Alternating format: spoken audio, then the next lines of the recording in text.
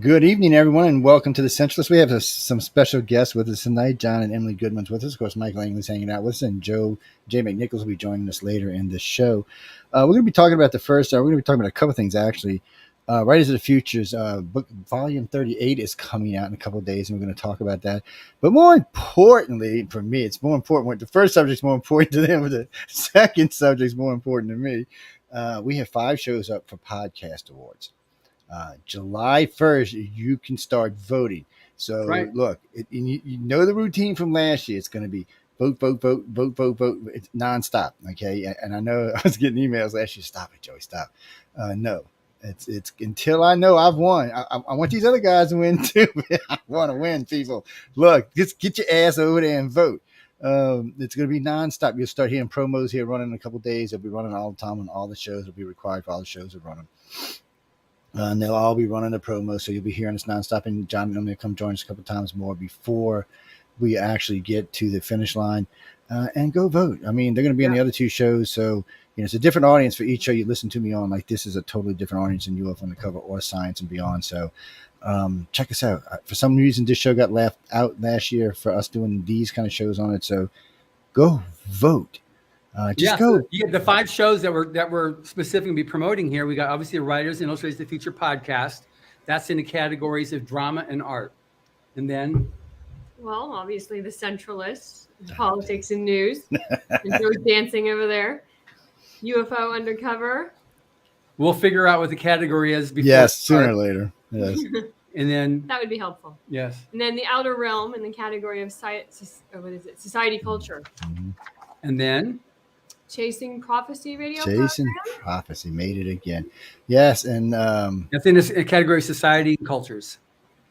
Yeah, so that means Michael's up for an award with me this year. Oh my God, I'm gonna be able to share it if I win. I have to share it with Michael. Damn it! No, it's my award. It's mine. All the shows placed well. I mean, they all did good. I mean, everything I could see and from what we could tell, everybody was hanging in there. There was no big runaways. It's just, and a couple of shows, I mean, I went and looked at all the shows that won, and there were 2 or 3, like the science show, they beat everybody hands down. I hate to say that because I have better guests than they do, but they really had a professionally well done show. So they deserve it. Some of the other ones sitting on their bed and stuff, I got issues with that, but we're just going to leave that alone. But still, guys, go vote. Every show he just mentioned is good.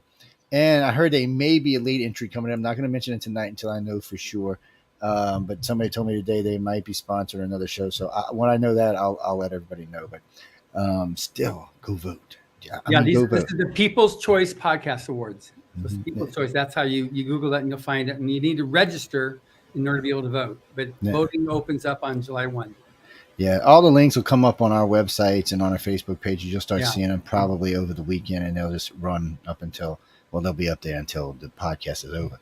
Yeah, but you got to go vote. All these promos too. I'm going to be recording them so that we can have them. We'll do individual ones for each show, as well as one overall one for all 5 shows. Is one promo as well. Yeah, because I'm just waiting to see how it goes this year. I mean, there's going to be some good competition, and I know though 2 of the shows or 3 shows they got submitted. Technically, they got submitted twice because they got submitted for their category, but they got submitted for best podcaster, in general best podcaster. I think 3 or 4. It was either 3 or 4. I got to go double check, but because it let me do both, I could do.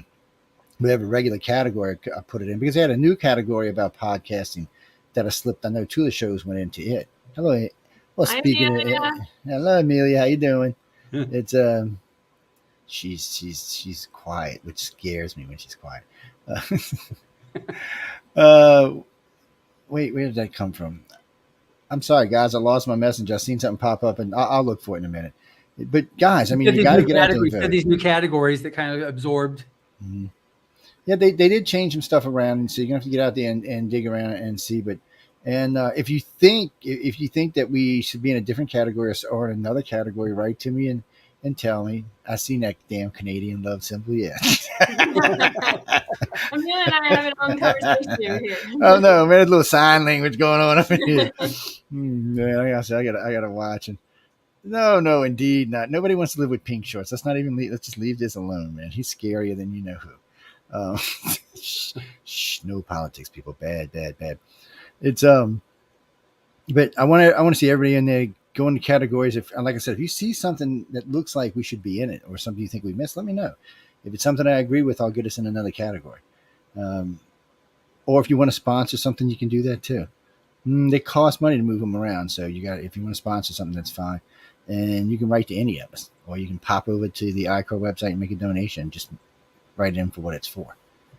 Yes, it doesn't matter either way. But more importantly, go vote. Yeah. And if you can, register like 15 times and vote. Yeah. I didn't say that we right. spent a lot of time making these shows, and so it's a good recognition, and it really helps to get the even broader acceptances and recognition for these shows. We've got with Writers of the Future. I know There We Go. That's the one that's just releasing right now. We've got some great guests on there. Just we've got some of the biggest New York Times bestselling authors as guests right now. I've got the head of Publishers Weekly coming on this coming week. I've had editors and publishers of other magazines and publishing houses. And the whole idea is to help the aspiring writer and artist. And the end product is what you see there that Joe's holding up there. Everyone represents Writers of the Future. This is year 38 that was published right there in that book. And we're 3/4 of the way through volume 39 already, getting ready to come out with that next April. But it's, and there's... Agatha's Monster. Yeah, that's the black and white version. The color's in the front, but that's from that's the number one. He was the gold award winner of the illustrator contest there. Lane. I'm getting tangled up for some reason here. I mean, there's just great artwork all throughout this. Tenzin, he's a high school student. He won the contest, and that's his art there. Yeah, there's just a lot of good stuff in it. And I know somebody noticed this is the book that I had last time. Yes, because this has got autographs. You're not getting this one. Somebody already got the other one.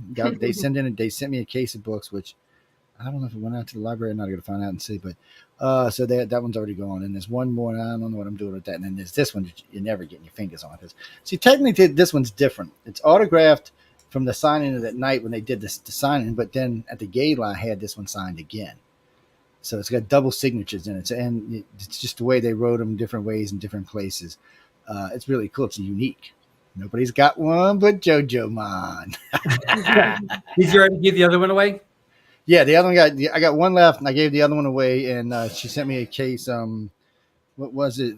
34 through 37 or 32. Yeah. Anyway, I think it was 5, and then that one went to a library, and we had 3 cases come in all together.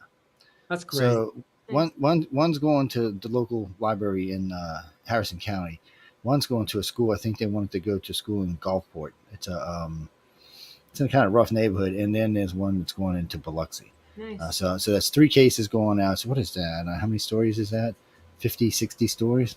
Yeah. It's no, guys, they're anthologies. There's 12 per book. Actually, there's more information than just that in there, but you should go check them out. There's a lot to read. And yes, I'll be giving them out all the way until Christmas. Until that, we gave away a lot of books last year, people.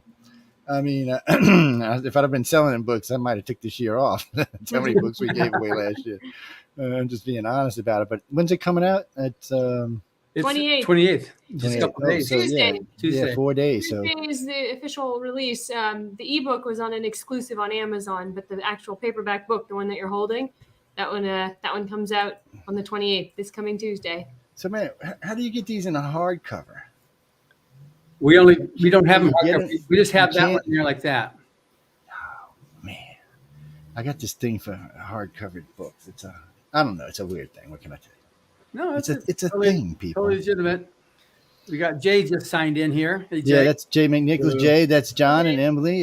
They're from Writers of the Future. He's the big boss out there, and Emily's the real big boss. But we're not saying that to anybody can hear it. No, I'm just teasing. They work their asses off. I'm not gonna lie.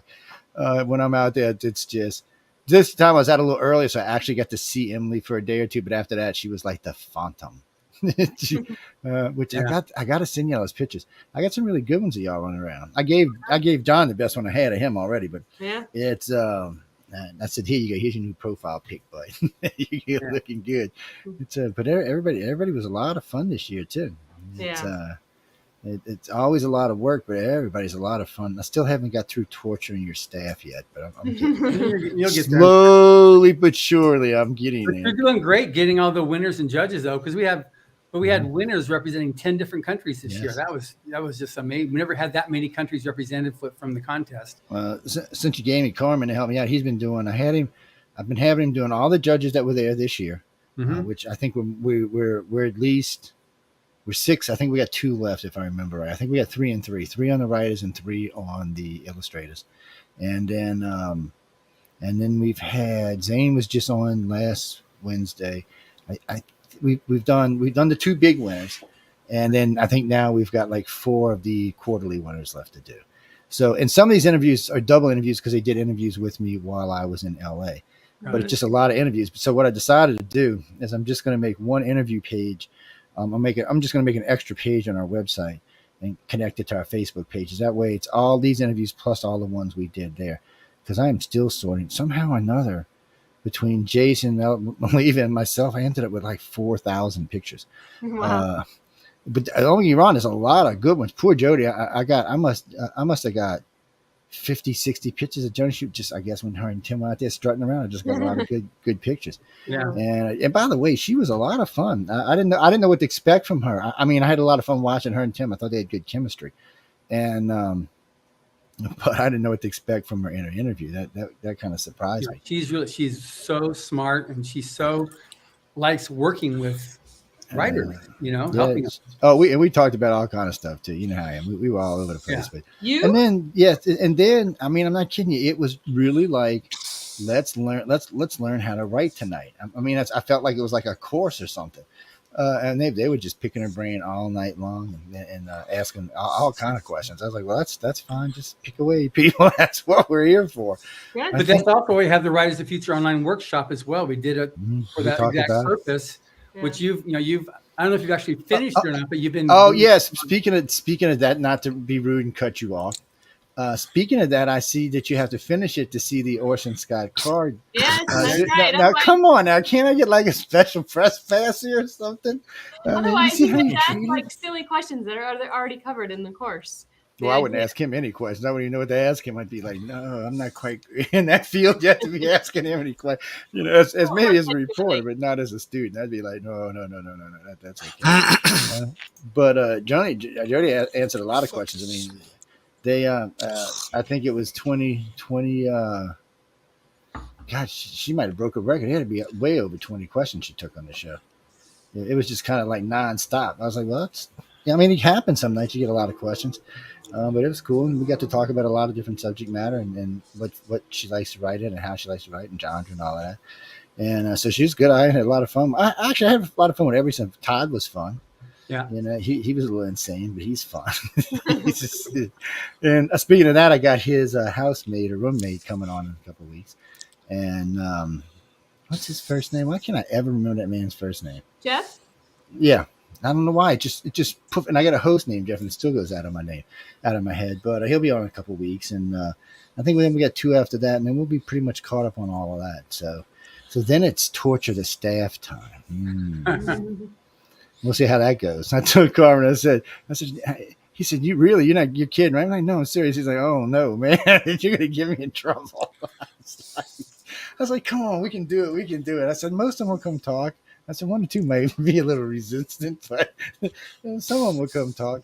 No, because everybody's actually really great. And I got to say, when I'm there, whether I'm asking them as press or just asking them as somebody that's there, they always answer the question. I haven't had anybody BS me yet, which is still kind of weird.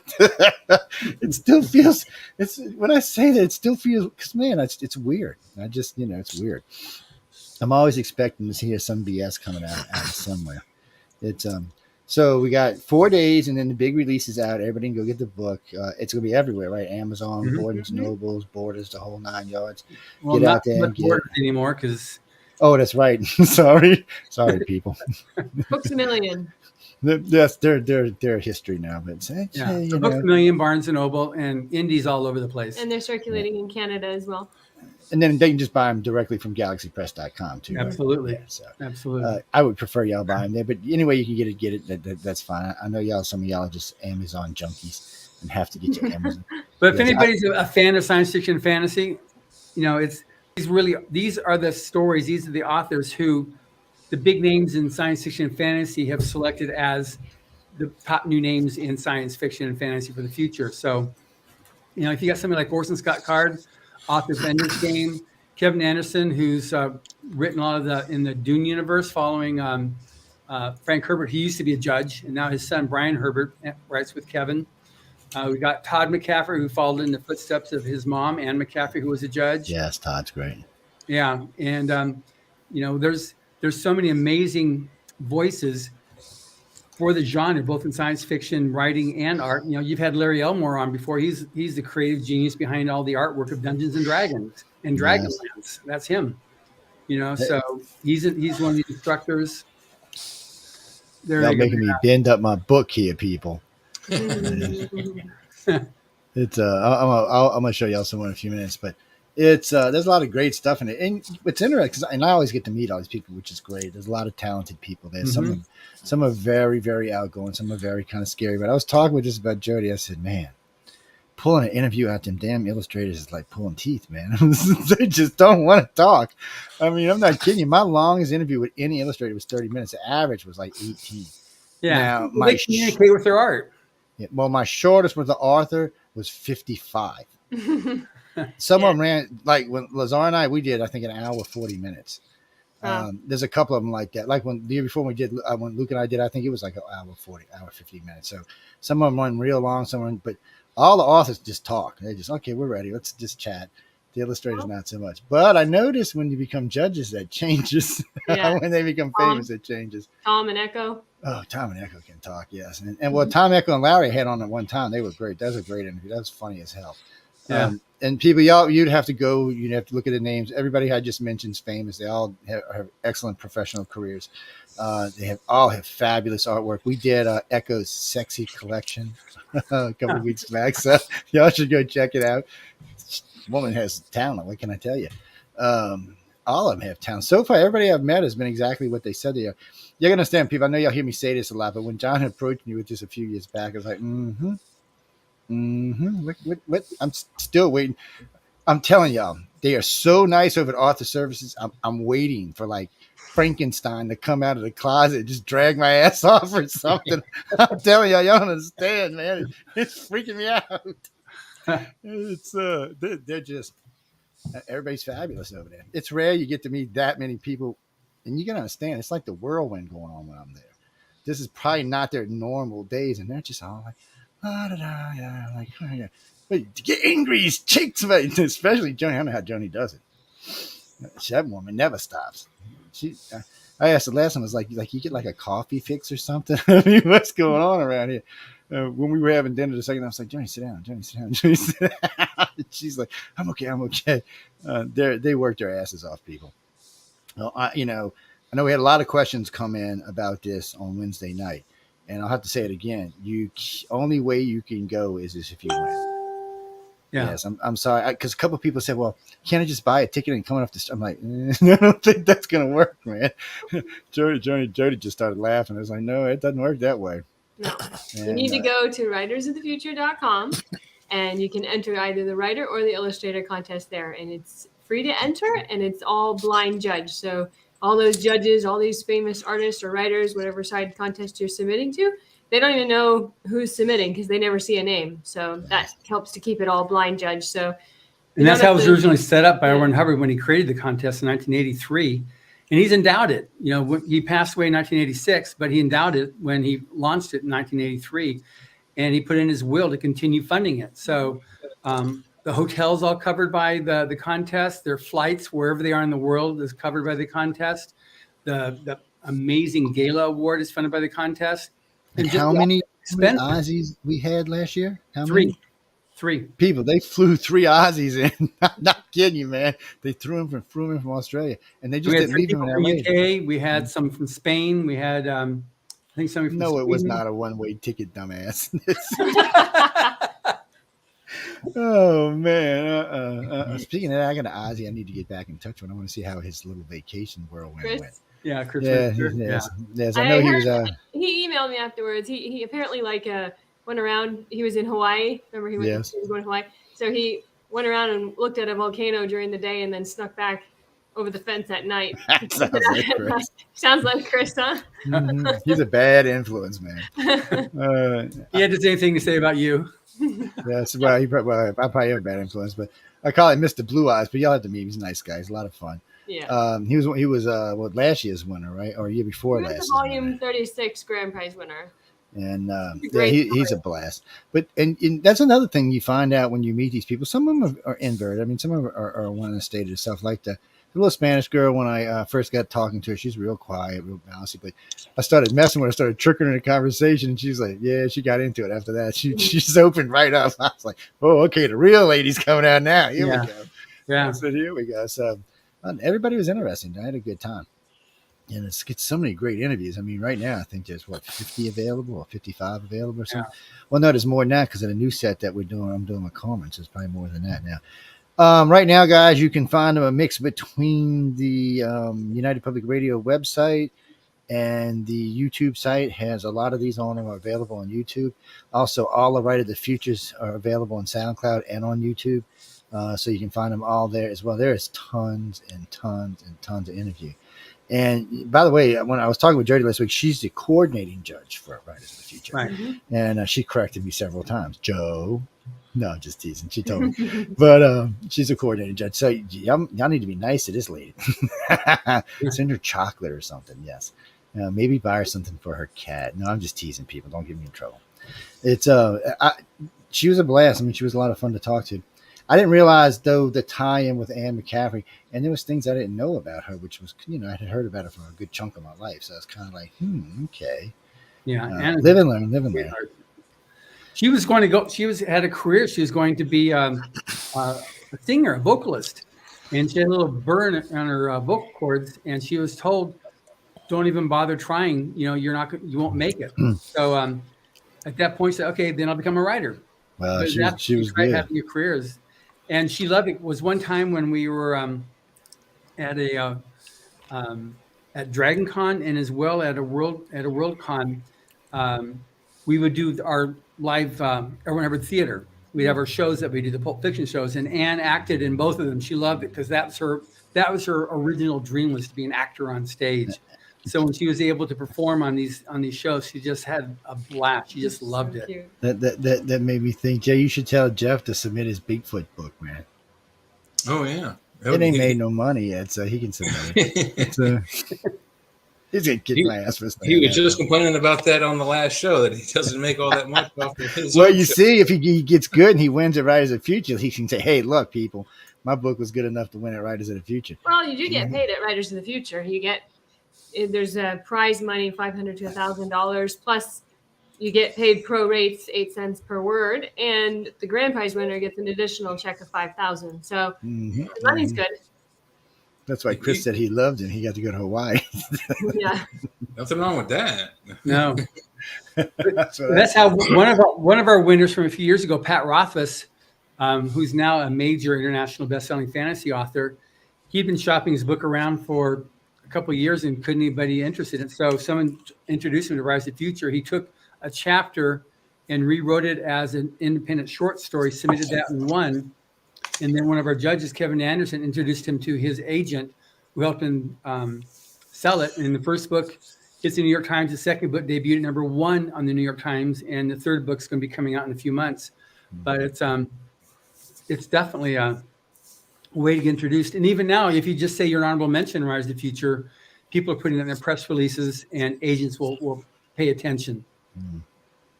Prince Harry said he wants to know if he has to have does he have to finish the course to come? yes, he does. Damn, friend. I mean, come on. That was low. I mean, dude, I'm sorry. What can I say? You shouldn't have married Megan. Well, I don't treat you right anymore. I'm sorry, Jed. I didn't mean to cut you off. Go ahead, man. No, it was just on the thing of entering the contest. It is something that anybody can do. And the current quarter that we've got is over the end of this month. And then the next quarter starts, but it's one of the things that a lot of writers, especially the established writers, got out of the contest is that they learned how to make a deadline. You can write to a deadline on that and make that work. Kevin Anderson did that, and he said that's one of the main things he got out of the course, out of entering the contest. He learned how to write to deadlines, And, you'd be surprised at some of the people, if you're a fan of science fiction and fantasy, who got their start, or at least that first recognition from the contest, Rise of the Future. I was amazed. When I originally met Brandon Sanders, he said, "Yeah, I was an honorable mention," and he was about ready to quit writing. And he's the guy that just recently had that $42 million GoFundMe. Yeah, we talked a little bit about him. Yeah, on Wednesday. But Stephen King's son, he said, "Yeah, I was an honorable mention in Riders of the Future." So we've had just a lot of people that use that as a means to be able to break in. Yeah. Matter of fact, I was griping at my son just today about that. I said, "When are you going to submit your book, buddy?" You do that. I'm like, "Dad, submit it." I was like, "Well, let me read it." It's like, "He'll submit it if I let you read it." He's right, tell what. But still, the kid's got way more talent than I do. I don't know why he doesn't. I said, maybe I should just write all this down and then you can just make it into a book for me. There we go. So Joe Montaldo, who would know the difference? I'm just older. Same damn name. We don't really use senior, junior unless we have to. It's a strange thing. Marilyn, actually, I'm glad because I was going to ask John about that, but that's cool. What cons are y'all attending this year? So in July 20 through 25th, we'll be in Comic-Con San Diego. And then we'll be San Diego. It's a big one. I think it's the biggest one in the US at least. And then in late August, we'll be in DragonCon in Atlanta. And then in September, 2 weeks later, we will be in Salt Lake City for FanX. Well, I'm definitely going to be in Atlanta this year. If you've never gone, Joe, go to DragonCon. As you said, San Diego is the biggest one in the country. DragonCon is probably the biggest one on the East Coast. It's enormous. It's enormous. It's huge. Yeah. 2 hotels, convention center. It takes up almost the entire city. It does. Yeah, and they have this parade. It's just the streets. You the can't Star even Wars walk. Parade. Yeah, it's crazy. Yeah, I know he's had 5 hotels. So. I don't know if he still is. One of my friends when I was in school down there, he goes by the acronym Vader Painter.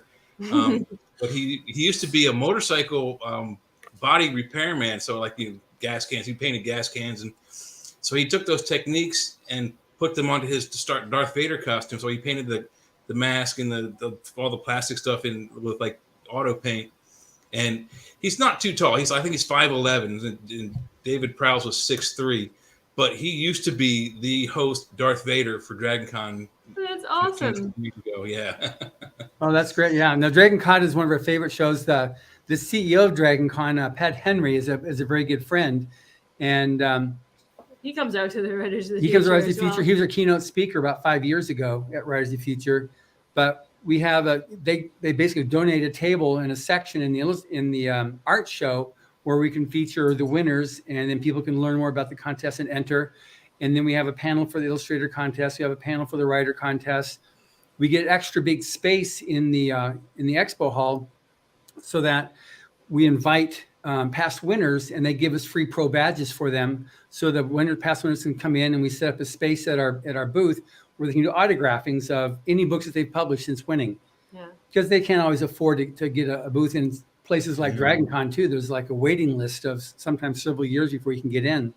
So we provide that to all of our winners. If you're not special like these two, you actually have to fill out an application to get a booth. You can't just go, let me give you some money, people. No, it don't even work like that. Yeah, but to just get in and walk up to these booths and get these autographs, all you need is money and a ticket. That's not hard. Yeah. 2 of the hotels are in. One of the managers is a friend of mine. The other one my sister works for. So I'm getting in for free. You bet your ass on it. Yeah, but like you were saying, Jay, all downtown Atlanta is transformed into DragonCon. All the hotels, the streets, everybody's transformed into their favorite character with all the cosplay that happens all up and down the street. And it's just, don't even bother trying driving. It's just what would normally be a 3-minute drive is going to be half an hour. Park it and walk. The few times I went there, I was living in Savannah at the time. I just drove up from Savannah, got to the hotel, parked my car in the hotel's garage, and it didn't leave for the whole weekend. But back then, it was only 3 days, Friday, Saturday, Sunday.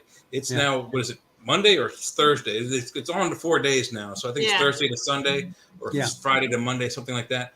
It's enormous. And the few times I was there, I got to meet Richard Hatch, who's passed away. He was Yeah. played Captain Apollo on Battlestar Galactica, and I was one of the few, like 3 or 4 people that had the actual correct costume on for the TV show.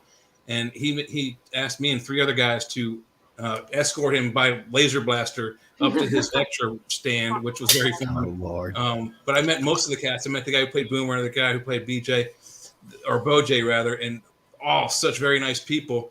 And I did UFO research on the show that I'm on prior to Joe's show, and I was lucky to happen to get The Church of Mavis people. Read that. It's Don Schmidt's book on the Roswell UFO crash. It's a timeline that he's just all his notes from his years of research and writing books on it. So the Dragon Con is, whether you want to go there to purchase marijuana equipment, starships, leather bondage gear, or costumes, they have everything. It really is. The first time I went there, I walked into the dealer's room and I saw all this bondage and leather gear.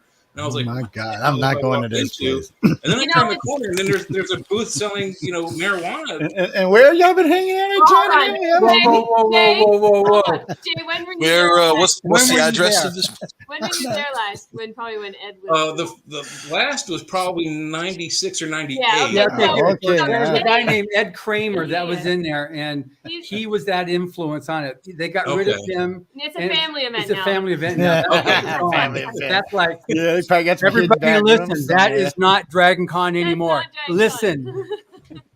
Yeah, the first time I went there, I was shocked. So I wanted to go buy like a Starship. I wanted to buy a Starship Enterprise or something. You can do that. Star Wars. You can do now. Which you can do, but but now that's what the other stuff you're talking about. It's not there anymore. So, that's Burning Man.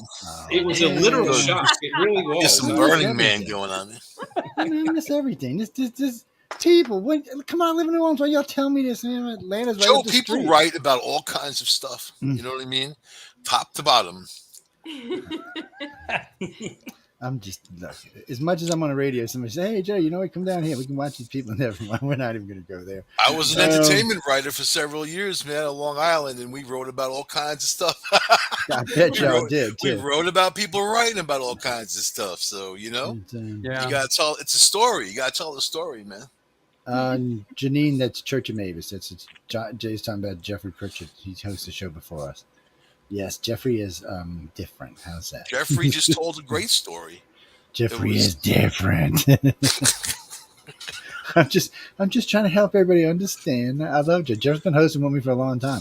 He's been here for more than 10 years. I think his show's been on your network 14, and I've been for going on 8. Yeah. Yes, Jay and Wham help him out, and we're not even going to talk about Wham tonight. But no, I can't tell you her real name. She'll hurt me, but still, she's in New York. I got to be careful, man. She might hang out there where Michael lives and stuff. I don't know. Oh, man, but she's an interesting character, too. I know, guys, we got about 15, 20 minutes. If y'all got any questions coming in, you got to get in. And don't forget to vote. I do. I have a good question for you guys. And my favorite author is the science fiction fantasy is David Eddings. And you got to give props to him. I loved his fantastic stuff. Yeah. Why hasn't anyone done his books in a movie? They are, especially the Belgariad and Mallorean series, they're so Tolkien-esque and so well done. Why aren't they on TV? Why aren't they streaming somewhere? Why aren't they a movie? Start it. Movies of the future. Actors of the future, man. I mean, you got to transition. You got writing goes into movies. Yeah, we get that. We get all that. We do children's contests. Do video games of the future. Do movies of the future. We get thousands of entries every quarter, so we're happy with what we've got right now on this thing here. The Belgariad was my favorite series, and one thing I don't know, and this is just shooting from the hip on this thing, is if I don't know who's controlling his IP, so I don't know where the intellectual property stands right now. I know some you think like, oh, this would be amazing, but you find out it's in the family, like what happened with all the Frazetta stuff. So much infighting of the family, like. They couldn't do anything. Couldn't go on for several years. So there might be things with that going on there. And then, but even some of these things that you see right now coming out, like with Dune, that was going on for 10 years before they finally, got it going there. I've recently been interviewing other authors, and they've been, it's been 10 years, until the book finally gets through all the processes for them to finally say, okay, good, we're, it's green lighted now. There's a lot of optioning that goes on. And then, whatever the Hollywood think is, they have to go through that process. It goes a little bit fast now because you've got the Netflix and you got the Disney and you have all those TV movies that are happening right now that it's opened that up a bit. That would be awesome to see the Bulgariad. That was so amazing. Sometimes it just doesn't have somebody to offer. Well, Yeah, I mean, you'd have to be a student, a study of the 10 books. I mean, for Dune, I know the book pretty well, and it went through development hell in the 70s with Jodorowsky, and then David Lynch, and then Sci-Fi did 2 miniseries, and then we got this new one, which I like. The special effects are fantastic. It's a little different from the book, but the special effects are really good. But I think for the David Eddings series, even just to do the first 5 of the 10-book series, Belgariad and Mallorean series, you'd have to sign on all your actors for 10 movies. You'd have to start like 2-year process of pre-production just to get the first 5 done. So it's a big project, but it has to be done right. It doesn't, and that's what you've got like right now with what was it one series we started watching? Wheel of Time? The Wheel of Time. I love that series. I was there at the Book Expo American Bookseller Association when I got the first galleys. I was this and I read it and I was just like, oh my gosh. It took a dozen years to finally make it there. And it's but it's not true to the story, You got the name character names, but that's about it. Sorry, guys. Somebody was asking me what that was. That is the. Are you familiar with Michael Crichton's book, the time travel book? I forget the name of it. It just slipped my head. Where the professor and his son go back in time into warring France. No, I haven't read that one. I've read several of this, but not that one. Fantastic book, great book. I actually listened to it on audiobook, read by David Ogden Stiers from MASH. Great story. They rushed it through Hollywood and they missed like 3 of the 4 subplots, and it was not the book. It was terrible. Yeah, that can happen. Yeah, unfortunately, we've experienced that as well. I mean, even Foundation didn't do. Foundation. Yeah, I didn't even. Even Elon Musk even said, I wanted to like it. I wanted to like it. Yeah. But anyway, as we were saying there, Joe, about all this writers of the future. Hey, look, Jody and I had a conversation about why we got all these 5 billion books and so many crappy movies and television shows. I mean, really. Because Hollywood forgot how to read. That's why. It's like, let me read this book. Okay, I'm done. Let's write it. Wait. Well, you don't even know what's in it. Well, you can't be as explicit as you can in a book in a movie, man. That's why movies, like when they make a movie from a book, it's terrible. It's always terrible. Yeah, I don't think there's one that's good. Because when you I disagree. Read, your imagination takes over. You get into the characters. Okay. There's one book, Mike, and I don't want to hear about your SNL stories. Not a good example, but one book that Hollywood did improve, and that's Jaws. The book written by Peter Benchley. In the end of the book, what happens is the boat sinks and drags the shark underwater, and he drowns. In the movie, Roy Scheider shoves a scuba tank into his face and then shoots him with a bullet and explodes his head. That's a Hollywood ending. That's a good movie. It's sensationalistic. We're talking about a fish that chase people down. And being from Long Island, I know all about that. You know what I mean? lots of them. Right. So, but really, it's just. I'm from here in Hollywood. I saw the big ocean where he was. The only good thing about Jaws. The only good thing about Jaws was really the friction between the 2 main characters. I mean, those guys hated each other. Yeah. They didn't get along, and it's a great story. The story behind the story is great. Yeah. Well, one thing that worked was like 4 Tenets of Unima, which is a short story that they were able to build on. So that's one reason why these short stories that you're getting with Rise of the Future, some are just amazing stories that you can build. I don't necessarily have an issue they take shortcuts with movies sometimes, because sometimes the books are 5 miles long. Yeah. A book has got a $500 million budget. In terms of the visual effects and everything like that. But when you actually get to it in Hollywood, it's obviously nowhere near that. And we definitely, you see that time and time again where they have to take shortcuts to get around something, or just totally cut it out because they can't deal with it budget wise. So they work out a plan B, which is not, unfortunately, the story. There you go. But I'm ready for some new stuff. I know that. I'm just ready for something new. Well, you've got it in this book that you're holding in your hand there, Joe. Yeah, read that, but I'm talking about I need something to see, man. I see stuff going in space, shit blowing up. Oh, man, I need something that puts me to sleep at night, you know? I mean, Lord. I can't. C-SPAN. Put on some C-SPAN. No, C-SPAN will just hack me off. So, yeah, but still it'll hack me off because that's stupid over there. It's some of the things I see on TV. I'm like, give me a remote. It's and I got a beautiful 70-inch television to watch TV on, and most of the time that's like garbage on. And Netflix, I don't know what's happened to y'all, but you need to get your stuff together, people. Y'all are losing it over there.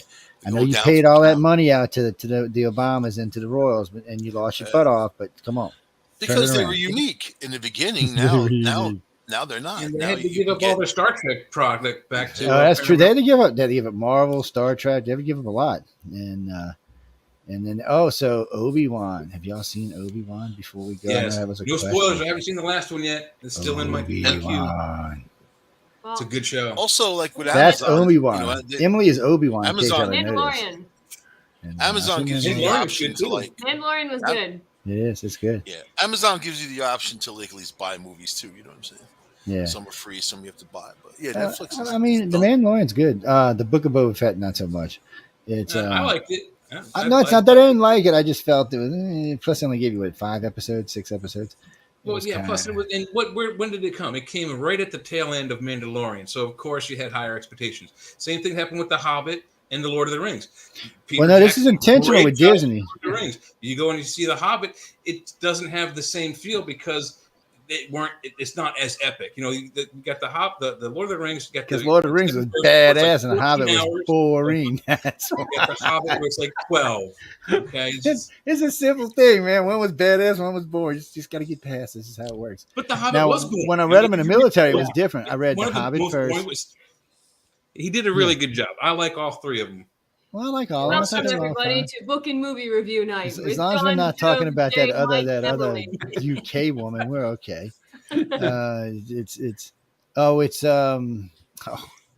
John, what's the damn name of the website for the to go vote? It's podcasters.com, podcastsaward.com. It'll be up, people. I'll put it up in the morning because I'm off, so I can't think of it right offhand. I think it's podcasters.com, but podcastersawards.com if I remember right. I'm pulling up right now. It is People's Choice. It's just podcastawards.com. Yeah, podcastawards.com. There you go. Get over there and vote. Starting, we got 6 days left in the month. Go vote. We'll have the teaser. We'll have the little videos that Emily's going to record. That will get up and use that to promote all the different shows. Currently, there's 5 shows on the network up for awards. It may end up being 6, but there's 5 right now up for awards. So go vote. This one's up for an award, so go vote for it. Look, if y'all win, I'll make Michael get naked. What? What?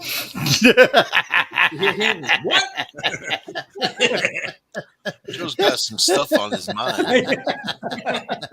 Oh man, it was too good. I got to want money for that one. Anyway, Jimmy, what was it? It's writersofthefutures.com. It's that's if you want to go take the course or look around. They got all kind of wonderful stuff over there. Yeah, and if you have a short story, this quarter is closing June 30th. So get it before midnight, June 30th. Send a short story in. It's free to enter. Yeah, up to 17,000 words. It's totally free. Just go to writersofthefuture.com and send your story in. And then you can also take a free online workshop. We've got the podcast there. We've got a forum you can join. It's also award-winning forum. We've got blogs from a lot of major authors giving their little tips. And a lot of what we do is we get people to give their own journey of how they made it as a professional author. You know, obviously nobody started off that way. They started all types of different paths that they went on.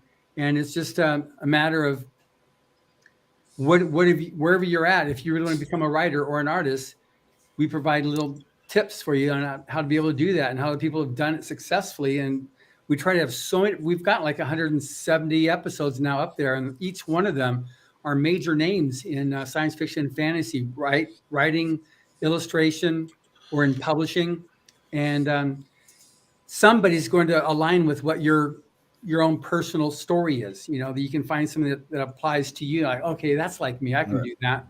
Go over to galaxypress.com, buy one of the anthologies. There's 38 of them to choose from. Well, 37 right now, but soon there'll be 38. Go over one and read through it. Get you some ideas. Get you a feel of how people are writing through it. Because actually the stories a lot of times are completely different.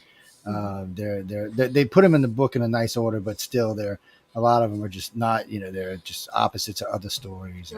Yeah, there's no theme to the book. It's like no theme. They're the 12 winning stories. They can be fantasy, science fiction, hard sci-fi, urban fantasy, alternate history. It's light horror. Yeah, light horror is just. I'm not sure which one was favorite. It might be the one where the girl was keeping the monster in her bedroom. For some reason, I'm not sure why I took to that one, but I read them all. So there's a lot of good stuff in there, guys. It's entertaining, Well, you should interview Azure Arthur, the author of that story. She is such a hoot. Well, I got her when we were in. Well, that sounded wrong, but I interviewed her when we were in Los Angeles. But I'm gonna get her back on. And then I was trying to. She'll be at Dragon Con if you're going to come there. You can see. Yeah, I'm definitely coming down this year. I want to come up and see y'all, see how y'all doing, say hi. Yeah. My sister will be glad that I come up and said hi too, since I stomp her all the time. Bring a drum. I always tell. They have a drum circle on Friday night. Bring a drum. I'll get to see my new niece as well because my granddaughter, my niece just had a baby, so I'll get to go see my grandniece, I guess. Whatever you want to call her. And but anyway, I'll get to see her as well and see my sister and see how they're doing, and John, her husband, and stuff. See what's up with everybody up there. They love it up there in Atlanta. I'm like, oh, Atlanta. But I go visit. Now my wife's talking about coming with me when I go out to Fantasy Con and you talk because she wants to do some desert hanging out.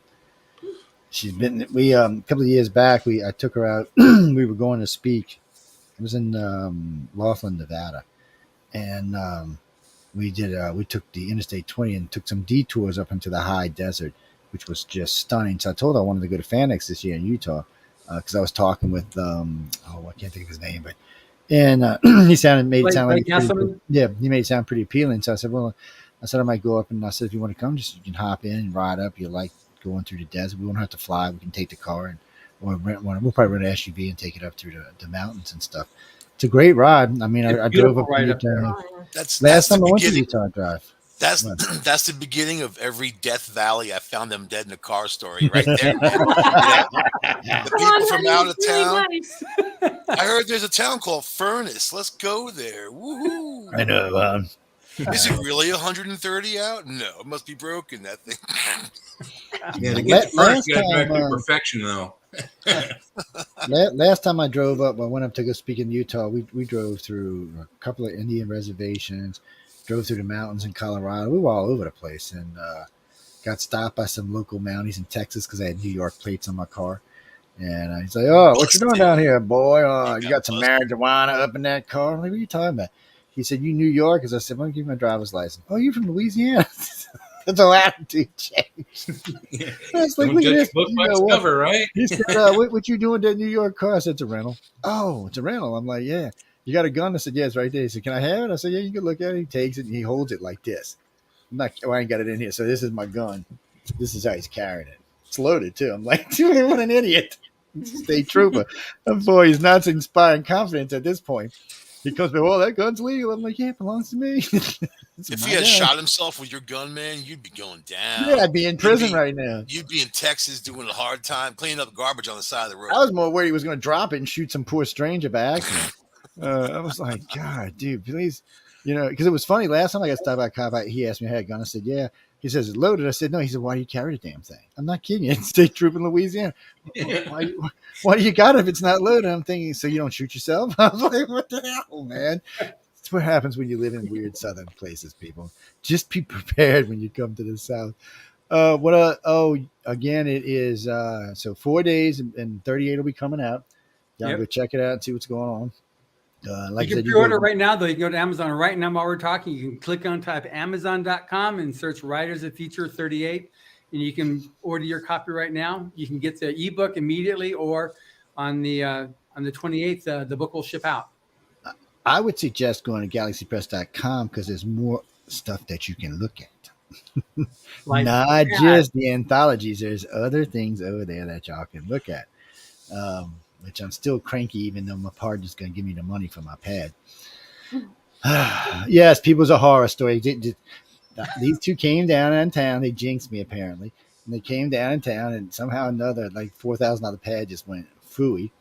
And the guy from the rental car company is a friend of mine. I said, dude, it was in your car. I want my pad back. I said, don't maybe call the cops to find out who stole his pad because somebody who works here got it.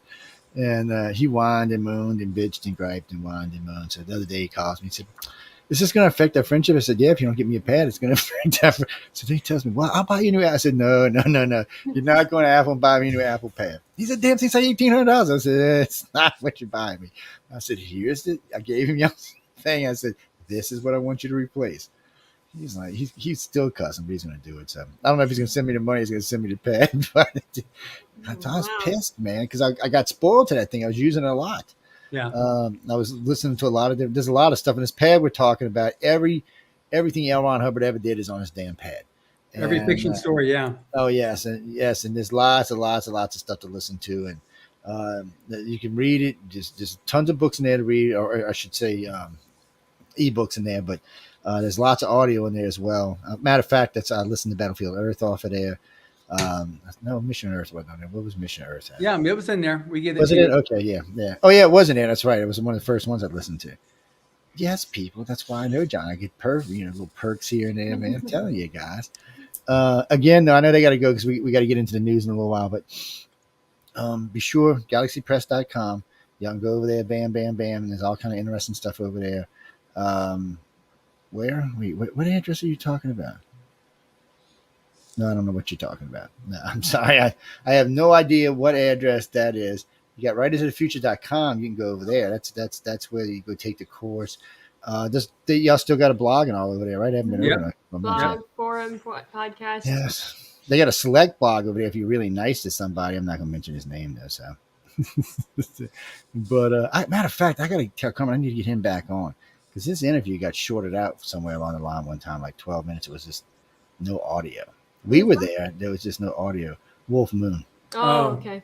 Yeah. And somehow or another, they got shorted from you.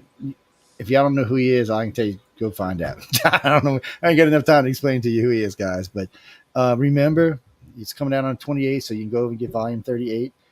Just go over, check it out. You can get it anywhere online. You can pre-book it right now. If you just want to pre-order, go ahead. Just go out. There's great stuff in there. There's a lot of good stories. I think the story I was talking about is like the second or third story into the book. So yeah, I guess it's Monster. But realize these are the winners. These are the stories that your favorite authors selected. So it's that we don't select it. We're the administrators. We don't select anything.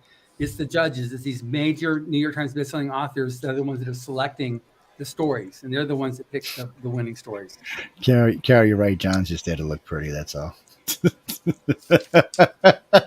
You're serious, aren't you? Well, he does. He looks good in tux. I've seen him a couple of years now. He looks good in tux. She's serious, though. She said you're there to look pretty. I was like, I'm not excited. Okay, I'm not sure how to end the show on that one, but still, y'all are weird people out there. She's out from LA, by the way, so watch out. John may have a secret admirer. Oh, that's never a good thing. Y'all, Emily's not nice. Y'all better watch that. She will whoop you in the head for getting around her buddy there. Is that how you want to end the show for me? Yes, I know the truth. I can't help it. I know these Canadians, man. Don't mess with Canadians, man. Especially women. They got the I whooping don't know stick. these Canadians You too. think we don't know about the whooping stick down here in That's the right. US? In the cage, man. And Joe, take a look here. Amelia's saying she's taking notes, Joe. You got to report me to the manager, Michelle. I got to watch out. That's right. She's Canadian too. And she said she's also interviewing one of our writer winners pretty soon too. I think it's our grand prize winner from a few years ago in Utah. Yes, and she's had other ones on. I know because I know Preston's been on. A few other people have been on besides that. I see him coming in from time to time. Well, they do a lot of authors, just like Church of Mavis does a lot of authors. We probably do on an average year 200 authors a year for the network, maybe more, depending on what shows are going on. But right now, this year is probably about 200 because Jeffrey likes to do authors. Outer Realm does authors, and they're doing 2 shows a week now. So So they're picking up over there. I catch a few here and there, and well, this year I'm doing quite a few, but usually I'll do 10 or 12 a year, depending on what I'm up to. And then other hosts on the network do authors. Chasing Prophecy has authors on a lot too as well. And then it's a mixed mash after that. Who's going where? The Horsefly Chronicles. Is that what you're talking about? They do authors, but they just do like scary stuff. Yeah, if it's scary, that's what they want to talk about. Satanist type drag of you stuff. under the bed. Yes, if it's going to drag you under the bed by your feet, Devil, like Satan. Pull you by Satan your is good. pigtails Satan is and good. shit. Anyway, but we got to go, guys. We got to let these two go because we're not going anywhere. We're getting black ready to magic, get into the Santeria. What do they call that? Santeria. Anyway, we're getting ready to go. They're getting ready to go. We're getting ready to get into the news. So y'all just hang out for a few minutes as we transfer through. We'll be right here. We're not leaving anywhere. John, Emily, thanks for coming on. I always love Thank you very much for having us. And I'll get with nice meeting with Jay and Michael. Hey, I'm bringing these two back on UF on the Cover because he's never been on the biggest show on the network. So I'm not sure how that ever worked out. Jody put a whoop on everybody last week with 2.8 million. I was like, damn, go girl, go. That's awesome. Yes. That's damn good for a writer, man. I was impressed. Usually it's got to be like some contactee that's getting pulled through walls by aliens or something to get those kind of numbers. But y'all guys, thanks. Y'all gonna get out of here, and I'll talk to y'all soon. I'll get in touch with y'all real soon. Again, Emily, John, thanks. Okay, thank you. See y'all guys soon. Okay, bye-bye. It's enough to yell in Atlanta, so be good. Adios. Adios. Dun, dun, dun. Well, that was John Emily Goodwin from GalaxyPress.com. Be sure to check them out. They work with Writers of the Future and getting people out there. If you win, they're great people. I always give John and Emily a hard time, but they are really good people. They work hard for these things, and they really make a difference in people's lives. I feel like our parents just left. That's wrong on so many levels, man. Oh my God, that's wrong on so many levels. If y'all listen to Emily, he said that. I didn't. I love them, man, but I feel like now we let our hair down, and kind of be ourselves. So anybody who's coming in right now on the second half of this show, we will be doing news and opinions. We'll probably run a little late tonight because we usually do 2 hours of news. So a lot to talk about first. I mean, we'll get into Roe versus Wade in a little bit. Guns in New York. Oh God, we get to talk about that. Ukraine shooting America long-range missiles into Russia. Russia calling for our embassy in Kiev to be bombed. So I don't know. Is this the start of and the Russian intrusion that is happening in other countries around there, especially Lithuania, Estonia. They're threatening. Estonia. They're very upset about it. What's going on? We're, all of that's coming up, guys. Lots of other stories besides that. Of course, we've got the Jan 6 hearings. Ooh, I'm not even sure what to think about that anymore. Well, that's turned into some kind of farce. A friend of mine said, Joe, it's bad. It's bad. You said, I said, dude, you do know you spent 3.5 years telling me how Trump was working for Russia and how bad it was and how he was going to prison. I said, this is just more of the same crap. I said, and if it's not bipartisan, I said, I'm not even sure how they're putting people in jail because there's no jury of their peers. This is just haters. This is all Democrats putting people in jail that are not Democrats. I said, I'm not even sure that's legal, though, and I'm pretty sure when it gets in front of the Supreme Court, it's going to be dismissed out. No one's going to be thinking about it with Roe versus Wade. Let me tell you, man.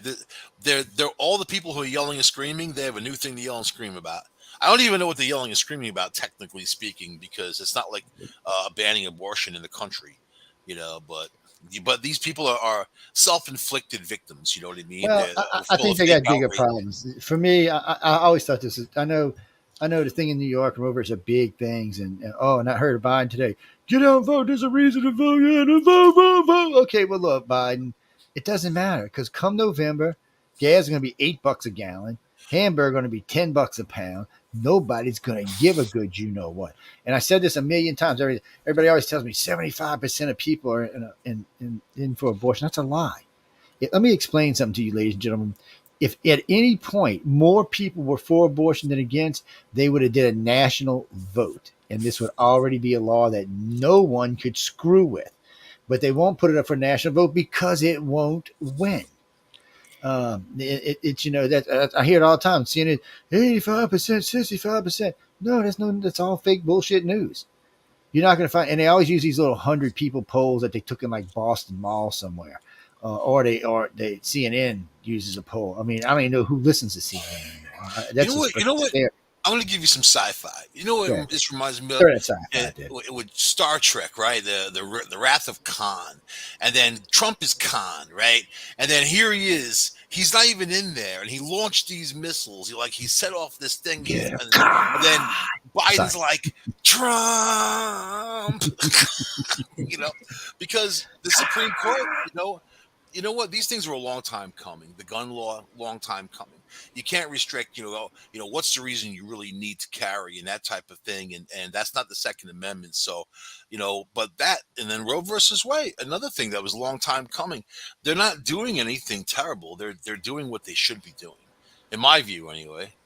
No, I agree with you because wait, where did I go? Hold on a second. Anyway, you're the outer realm right now. You like a crow with eating a skull. Anyway, yes, the outer realm. Is it a vulture? It is a vulture. Them two. It's a crow. A crow or a vulture? It must be a crow. Raven. Raven is what it is. Yeah, it's a raven. But no, I agree because look, in the end, this is always supposed to be about the states. Gun laws are supposed to go by the states for the most part, except if they infringe on the Second Amendment. On your rights. And when you talk about abortion, all that, that's supposed to be for the states to handle. States don't want abortion, that's fine. But I haven't heard any states that's going to ban it totally. Most of what I've heard so far is incest and rape, and if it puts the mother at jeopardy. Other than that, no abortion. So that's 13 states that I know are doing that. But they should also put in there if the mother's incapable of caring for the child. If the child's going to grow up in poverty and be hungry and starving. And, no, they put that on the daddy now. There's a lot of things that it's I'm not saying it's a good thing or a bad thing, but it's their body. They should choose. I don't have a. Well, see, I agree. And but this has always been. But you do if it's your kid. So this has always been a problem. It's one of the reasons I work for that group in Cali for advocating for young men's rights. Because right now, if I got somebody pregnant and she wanted to keep the kid, I'm screwed. I got to pay for it. Even if I don't want to marry her, I still got to pay for this baby. I can't say go have an abortion because I don't want the kid. I can't do it, but I still have to pay. So I have no right there.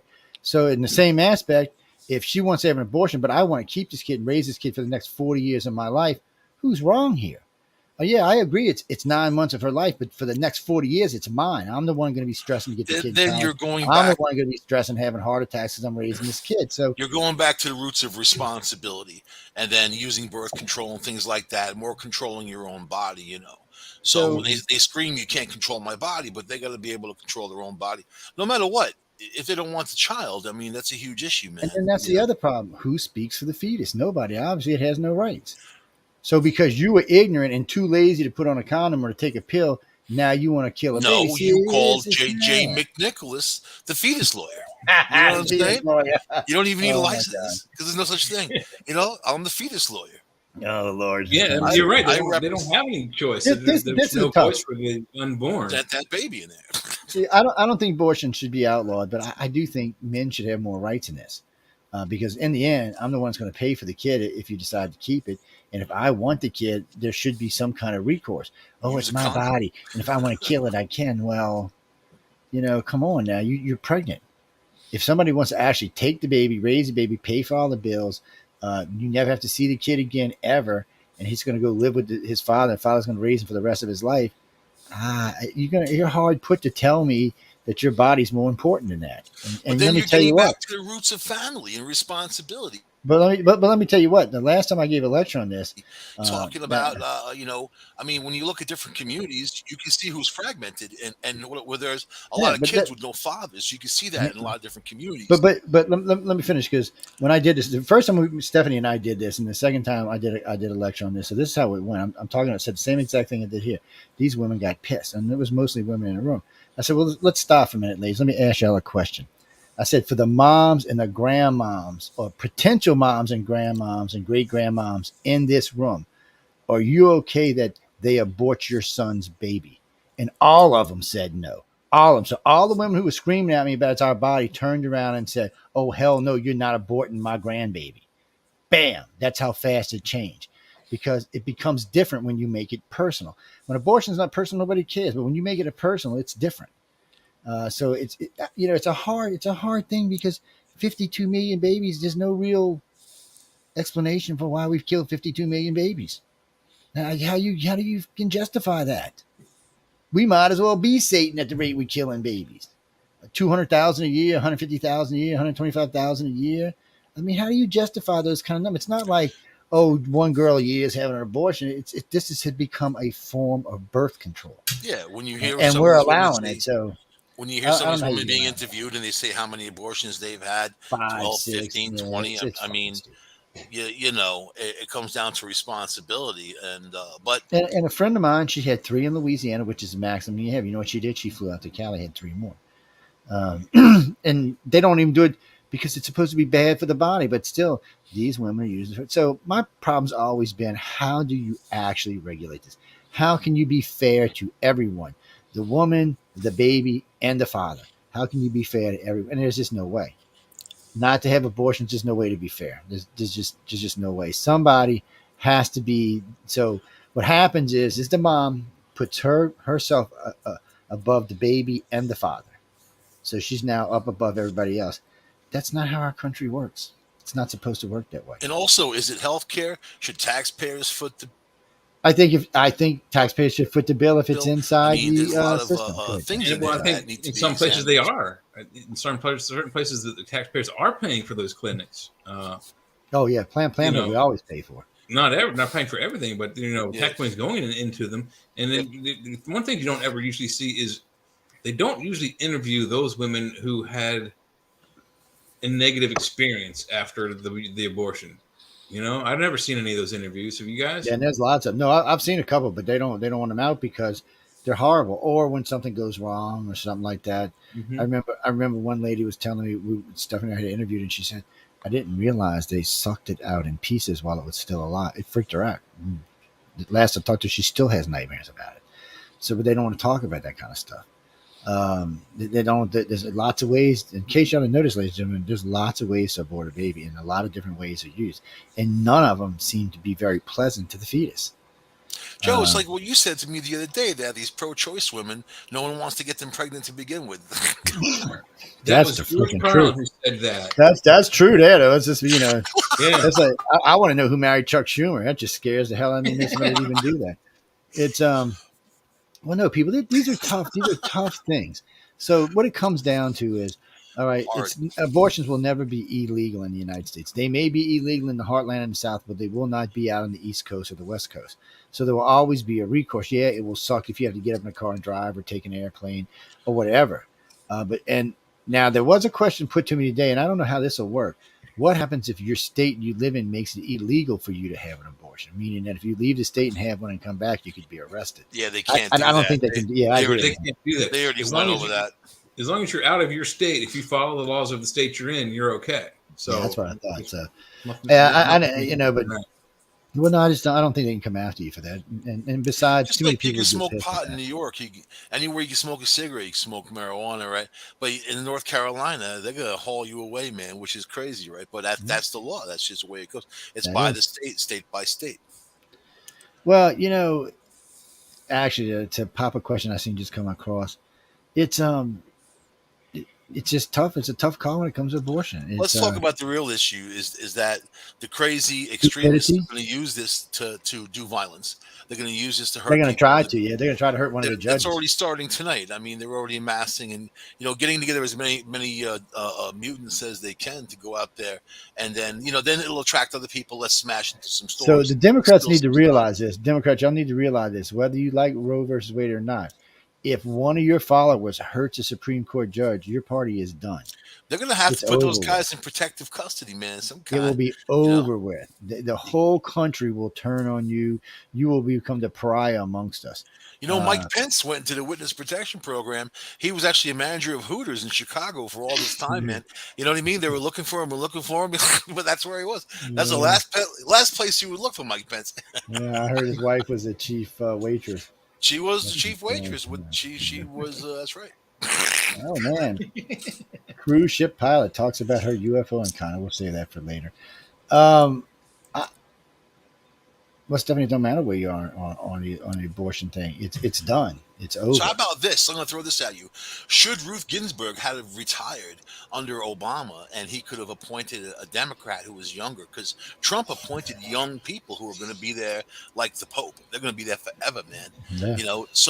But these other ones who like to hang in there, should they have done what's good for their party, what's good for people, supposedly, or just Ruth really should have stepped down under Obama and she had cancer and she was messed up.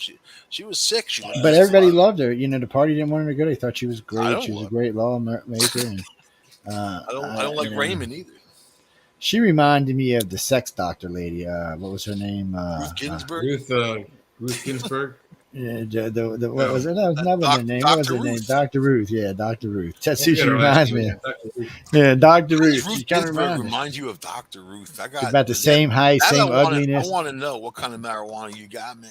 I'm telling you, about they were the same height, the same ugliness, man. I mean, they were both scary looking. You got women. some of that New Orleans Maui Wowie Powie type of thing going on, man. I heard you were hanging out with Linda Tripp, so don't give me no static, buddy. I don't trip on Tripp, man. You know what? I don't mess with stained dresses either, man. That's beyond me. For you youngsters that have no idea what we're talking about, we're talking about Monica Lewinsky, Clinton, and Linda Tripp, who's the one who ratted them out. The most hated woman in the country still to this day. Well, Linda Tripp really made the connection with all the. Why should they hate Monica Lewinsky? I mean, so what? She gave Bill a Hummer. So what? She gave him a cigar for his birthday. What's the big deal, people? Bill was experiencing a little bit of R&R, man. I don't think it was R&R, but there were 2 letters involved. That's for sure. Can you blame him? With Hillary? I don't know, man. You know what? That was kind of scary. Lied. He shouldn't have lied. He should have been like, "Yeah, I had technically sex with he didn't lie." And I'll do it again. I'm going to expect him to lie, though. I mean, yeah, but technically he didn't lie. You said he didn't inhale. Bull. Well, that was a lie. But because he inhaled somewhere along the line where he was in that room full of marijuana, so he inhaled. I don't know why he bothered saying that. And he knew he was lying when he was lying, so he made a stupid face. But when he said that about Monica, he wasn't actually lying. The law doesn't consider a BJ as sex. Tell that to your wife. Go get one and tell it doesn't matter, but the court doesn't consider it. I don't care about that. So that's why he didn't get impeached. The Supreme Court's going to have to rule. Because if it would have been against the law, he would have got impeached. But as far as the law is concerned, federal court, it's considered. People, I like Clinton. He's a good president. It's considered sodomy, not sex. So that's why he got away. He's a horn dog. Get over it. He's not the first horny president we've had. We're supposed to go without sex, man. He's with Hillary. Come on, man. You know what I mean? Hillary was hot when she was young. It was a political relationship. Oh, here's Mike's favorite person. Barack Obama says Supreme Court Roe versus Wade decision is an attack on the essential freedoms of millions of Americans. How? I mean, they have to justify these crazy statements, and you just can't. It's not like the whole country made it illegal and slammed the door, and you can't get one. I mean, if you want one, you can get one. You know what I'm saying? Yeah, but look at it this way. Barack Obama had his license to practice law taken away. So what the hell would he know about the law? This is going to be poison for the Republicans now. Come not really. November. It's not going to hurt them at all in November. You don't think so? No. I think so. No, gas is going to be $8 a gallon. I'm telling you now. Nobody's even caring right now. Gas is already $8 a gallon someplace. No, down here it's $4.89 here in Pennsylvania, and it's going to be $6 by the end of the year, probably. Yeah, it's $4.29 down here. $5.35 a gallon. I get the mid-grade. All people are going to care is inflation is going to be around 9%. We're not going to be making, unless the Fed puts us into a recession, and any way it goes, they can't get through November and hang on to their seats. Food is up, everything is up, and it'll be even higher. And don't forget. So everything's going to be higher, and we're going to be close to Christmas. So we're still going to be having shortages. Yeah. Everything's going to be up through the roof. So do you think Putin's going to deliver something for July 4th, man? A lot of people are talking about that. Not really. I just started talking about it. But Putin can't even people deliver. will be talking about it. I heard he has to have assistants to go to the bathroom now. So who doesn't? It's wait, we got something from Liz Cheney. Oh, this is Michael's girlfriend. In case y'all don't know this, he's in love with this Wyoming chick. I have always been strongly pro-life. Today's ruling by the Supreme Court returns power to the states and the people. Liz, you're done. It's too late to jump on any bandwagon. You're Jan 16 doomed. You heard she's trailing like by 40 points in her state, right? She's going to lose her Senate seat to some Trumpy. The guy's taking it's going to be a Trumpy. So out you go. And Trump's faring pretty good. He's doing about 70% of his nominees are winning. So he's I don't know. Right now, as it stands today, your next president will be Donald Trump. Well, do you see the thing about Biden's cue cards, the cards that they gave him? And And it's like, imagine someone handed Trump a cue card, like at a meeting. I mean, the first line is, you enter the Roosevelt room and say hello to participants. It says, you take your seat. I mean, like, if he's to the point where he needs this type of thing, I'd be pissed. My staff told me, get your ass away from me. I know where I'm going to sit down and eat, and leave me alone. I don't even want that person sitting there. I want somebody else sitting there. And you're right. I mean, if you're that far gone, you need to step down. But then who does that leave us? Jay's girlfriend, Kamala Harris. Cackling Camilla, I call it. Yeah, that's a good one. Wait. Here's one for y'all. And this for you young people, close your ears. This is disgusting. So the girl who's writing a book, one of the people who says how nasty and bad Camilla is, says her crotch stinks.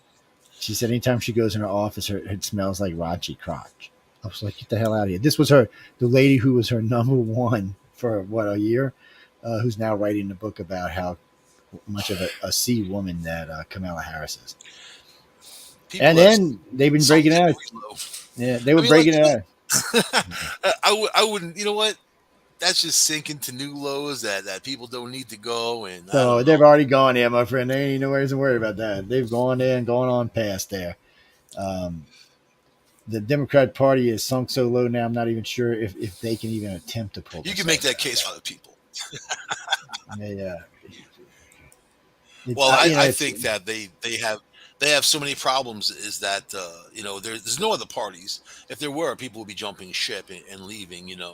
But the Democrats have a lot of systemic problems that they're going to have to handle. Now they've lost.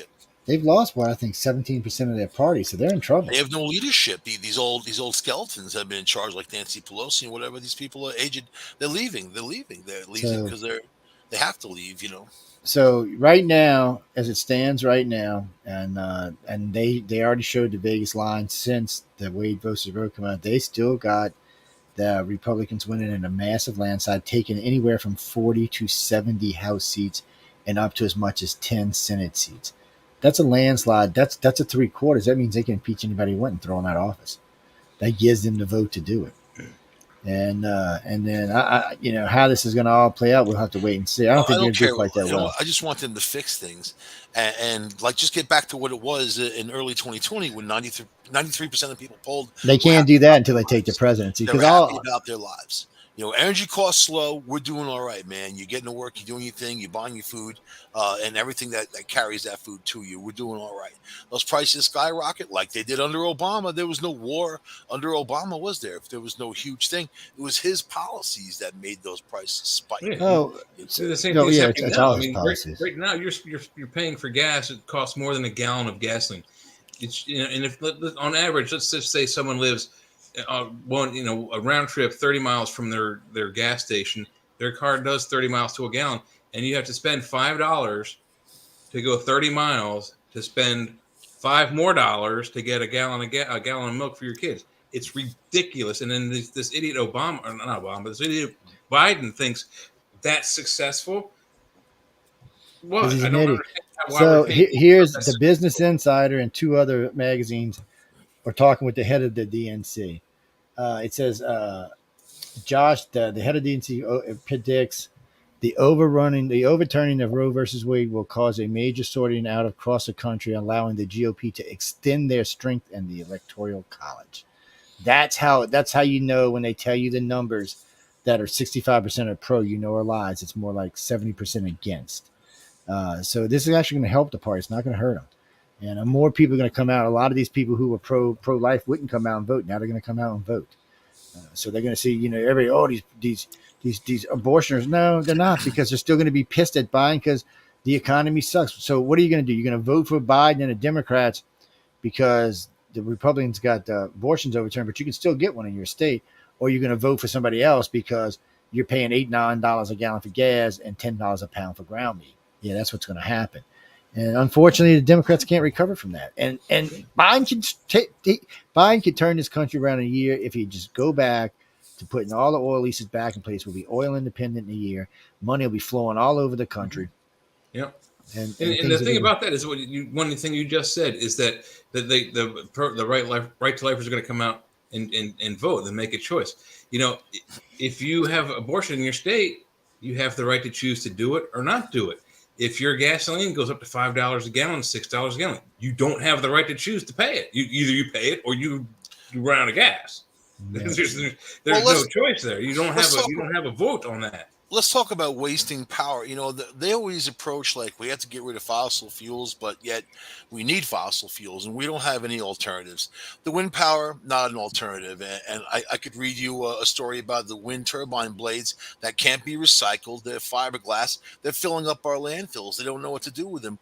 And there's an argument over how much that turbine actually outputs versus how, when they break down, how much they cost to make, how much they cost to decommission. There's millions of dollars involved for every one, and they're not really successful in what they're doing. So it's not an answer. It's not an answer. And we're not going to have an answer until we actually have a reliable. Okay, you want to use what? Hydrogen, right, and ionize water and do something like that. Israel has an engine that these guys invented that outputs like 28 horsepower. It's not much, but it runs on water. It runs on ionized water, right?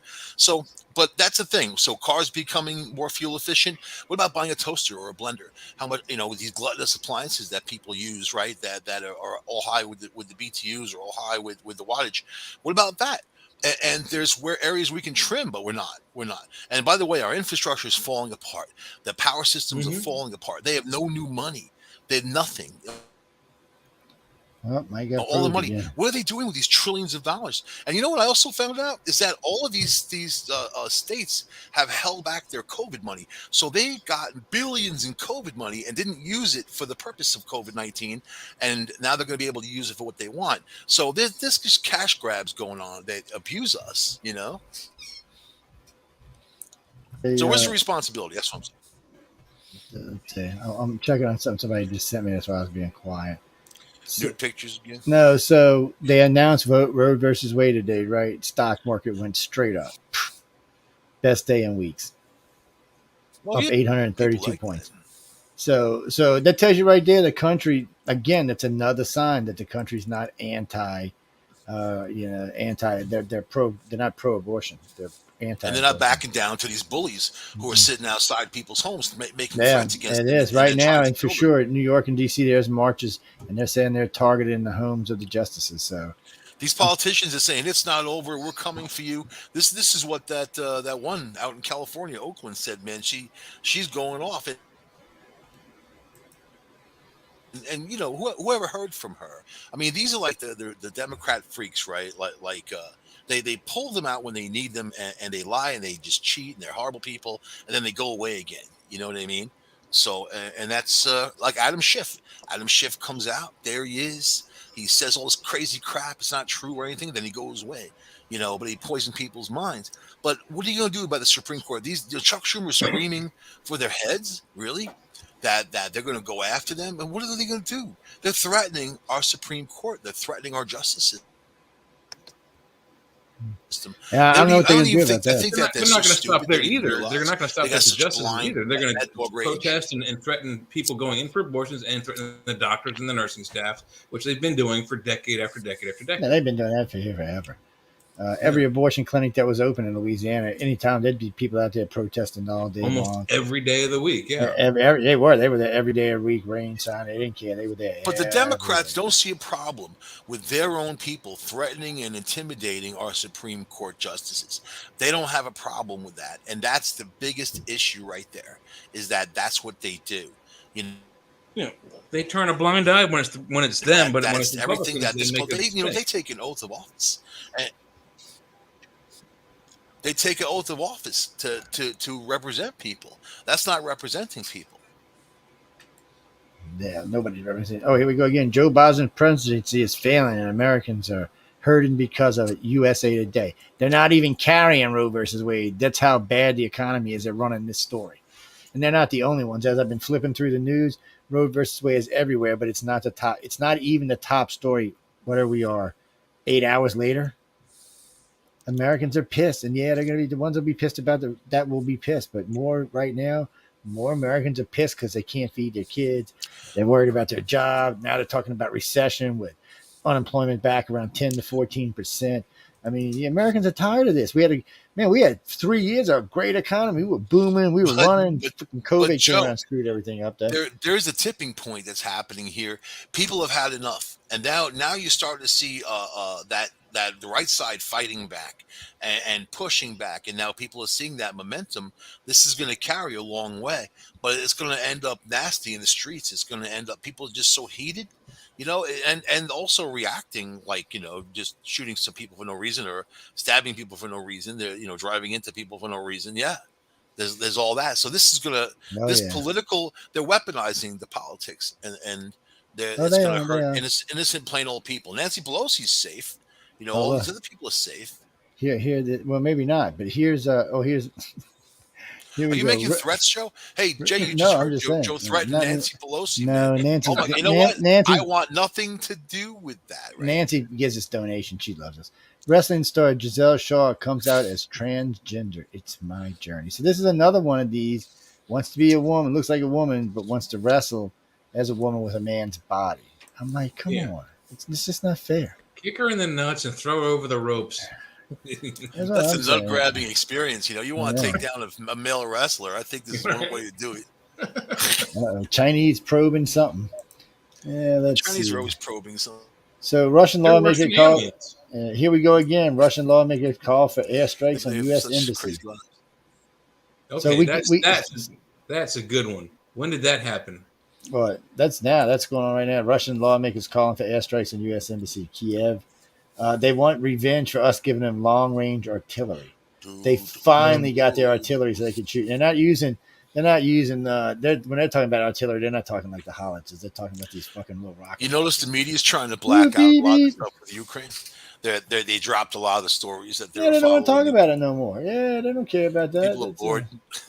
Yeah, I ask my Google Assistant when I'm in the kitchen making food, what's the latest on the war in Ukraine? And for like 3 days straight, I hear the same story over and over for 3 or 4 days straight. Like, how is that news? It's 3 days old already. Okay, what the hell is this? What does your Google Assistant say to you after you say that to them? Says they say, sure, can't see me. Streaming, war on Ukraine, but they play the same stories from NBC and the Washington Post over and over again. And it's like, I've heard this story 3 times in the last 3 days. I want the new stuff, and they're not pouring it out. Yes, Alexa, what is this? FBI raids multiple churches, including Texas Church, said to be recruiting Fort Hood soldiers. Wait, recruiting for what? They're not Satanism. What is this? Assembly Prayer Christian Church. This dude looks like a freak to start off with. I used to freak out with some of the people. Jesus for Satan. Have you never heard of that church? Oh, here's your other favorite person. Marjorie Green calls for overturning Roe versus Wade. Blessing. Yeah, it's a blessing. You're a freak. Get out of the Republican Party. You scare me. What's this one? Did you see all the Latino women who were running for Republican seats, man, all throughout the Southwest? I love that.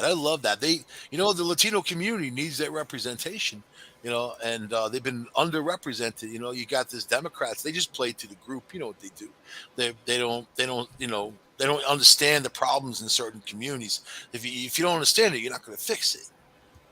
Look at AOC that was out there yelling. I mean, you know what? She's probably pissed off because I bet she didn't want it. I bet she was probably in a jacuzzi and she's like, oh, I got to go out there and yell and scream because that's like the only thing she could do. That's like her group. If she didn't do it. I don't know how she won last time because her polling numbers were crappy. They are this time too, but she might win again. I mean, only fortunate thing we have about AOC, she's got to run every 2 years. And eventually somebody will beat her and no civilized. That Latina from the Bronx who actually knows the community, who's going to run as a Republican, and the people will support that because it's not about the party, it's about the person supporting the community. You know what I mean? Representation. Oh, look, here we go. Biden's education department has wiped out $8.1 billion in student debit for 145,000 borrowers. Reforms to loan forgiveness program. Oh my God, Biden, you done started a war. I want my money from when I went to school. Come on, man. What the hell? Why do they get it and I don't? And yet those very same online schools are still advertising on television. They're still looking for new victims. They're looking for vets that came out. It's got some cash to go to school. And those degrees are worthless. University of Phoenix and all these other schools there, those degrees are worthless. But they don't care, and who's giving you the loan? The Department of Education, they're okay in the loan. Yeah, but who did he pardon with those ones? I bet you not a single one of them is a Republican. They know that these schools are both. Of course they do. They want those variable rates of interest that these students get slapped with, and that can lead into tens of thousands of dollars if you can't pay. Mm-hmm. So that's a huge issue. It's really the interest payments in this country that keeps a lot of people down. And even getting car insurance, you need a high credit score. Renting an apartment, they want over a 700 credit score. They're squelching people out. They're doing exactly what they've always done, isn't it? You know, the ones up there, standing on people's backs, and the ones that they're standing on, we're the ones who just have to, support the whole country, do all the work and whatever. But, we're the ones who get squelched against. If you're poor, you're paying the highest interest rates. You just end up overpaying, which is a travesty. So Trudeau says, yes, just come on up to Canada. We'll kill your baby for you. Mr. Pink Shorts. Yeah, no. Castro Jr. He's. I'm trying to see what they said. Boris Johnson said something, but I can't find out what he said. It's just kind of babbling on now. I can't see Boris actually being pro-abortion, but maybe he is. Since he's a Trumpster, you got to kind of wonder. That's another thing Trump did. He did manage to get a lot more conservatives in around the planet. I mean, it had gone to liberal hell there for a while. Now it's a much more conservative governmentship. But we still got to deal with people like Uncle Putin. Last time I was overseeing Putin, sitting on his knee, and he's like, look, dude, you dumb Americans are asking for it. I'm like, well, we're not doing that. We're just living our lives, chilling. He said, oh, no, you're trying to spread your bacterial disease all over us. Little did he know that was China. Little did he know he can thank China for all of that. But that sucks because, our country was booming. Things were going good. And here comes COVID. And I think we kind of overreacted on COVID. But and then they keep telling us, everybody got to get another shot. Well, we said, now you're trying to get us to get 5, 6 vaccinations a year for one disease. This is something sounds wrong about this all the way around. Somewhere along the line, there going to be some kind of mutation. Everybody's going to start dying.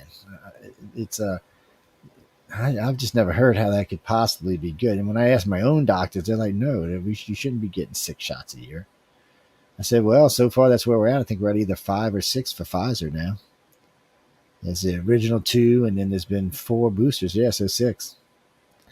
And they tell you that because the disease has changed so much that it doesn't always work.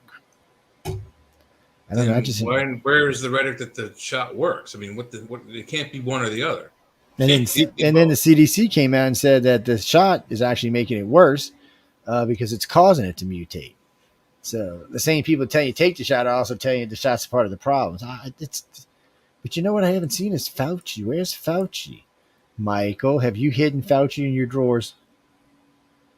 I mean, where the hell is this guy? He's been hiding out. Nobody knows where he's at. Has he died from COVID? Has he gotten it that bad with the shot that he won't even come out and say anything? Wow, doesn't stand good for his recommendation, does it? Yeah, it's all Michael's fault, though. Yep, everything. I haven't heard. I haven't heard anything about him on none of the news. But have you heard anything about the guy anywhere? Who? Fauci. I haven't heard anything. Fauci is in a COVID coma. Yeah, I haven't heard anything about Fauci. He got COVID and disappeared. Yeah. He got caught by the CIA and was disappeared. Maybe he got abducted.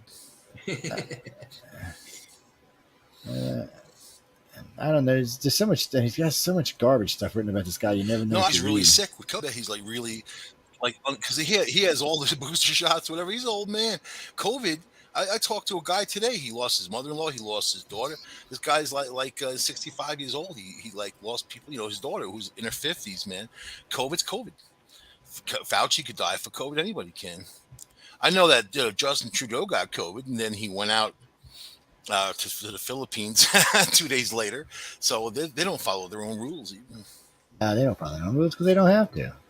what you really want to pay attention to is that this monkeypox virus is now mutating and has become a lot more severe all of a sudden. I mean, this was an endemic in Africa, and all of a sudden now, now it's here and it's more severe. So, I also think that because of COVID, and I said this a long time ago, is that as people get COVID and keep getting it and keep getting reinfected, it's just going to keep screwing your immune system, and allow other things to come in. So it's a serious issue, something we're just going to have to get on top of and live with, But man, it's still out there. Yeah, I want to see Fauci, man. I want to know if Fauci's alive, man. I'll say this, man. The Democrats cut all the funding for COVID-19. They all that money that's just sitting there and not using it. They cut all the funding for COVID. No more contact tracers, no more case investigators, no more tracking it, no more money for vaccines, no more money for testing. Nothing. $35 a shot. Nope, they're done, man. They're like, look, and COVID, now the flu. For it. Maybe on your insurance policy, they'll pay for it. So and then they want people's children to get it, and they're not doing it.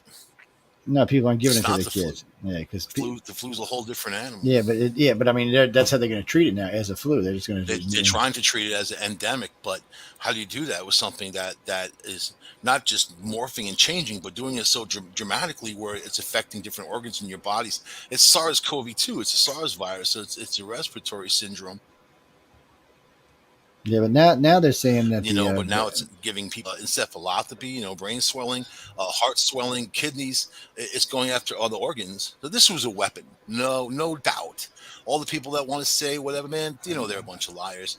This was a weapon. It got released from a weapons lab in Wuhan, and it spread around the world. And we have to also question why the Chinese government bought those millions of tickets for people from Wuhan to fly around the world. The Chinese government paid for it. Over 700,000 of those people came here to the U.S. So, I mean, did they use them as biological agents to send around the world? I mean, you have to think in those terms, because this is what happened. It was an economic killer. It staggered every nation on the globe, didn't it? Yeah, well, it backfired on their asses, didn't it? Did it? Yeah, it did. They're locked down, man. What do you mean? They're locked down. But in communist China, do they care? They're not making any money. Of course they don't care. Bat an eyelash. Oh, no. Do you know that over 4,000 people die in China per day from the poor air quality, and they're not even allowed to report about the air quality issues? I mean, and I didn't believe that. I'm like, how could it be a day? And that's not even with the COVID. That's just the fact that there's that many people dying. Yep. Yeah, so this is a government that doesn't care at all. They don't. They care about their money and their bottom line, and they're not going to hurt their millionaires and billionaires to get even with America, because that just gets even with them. It's the Japanese fault. It's their imperialism and going after when they went to China, when they left, they allowed the communist government to have the strength to come forward and take over.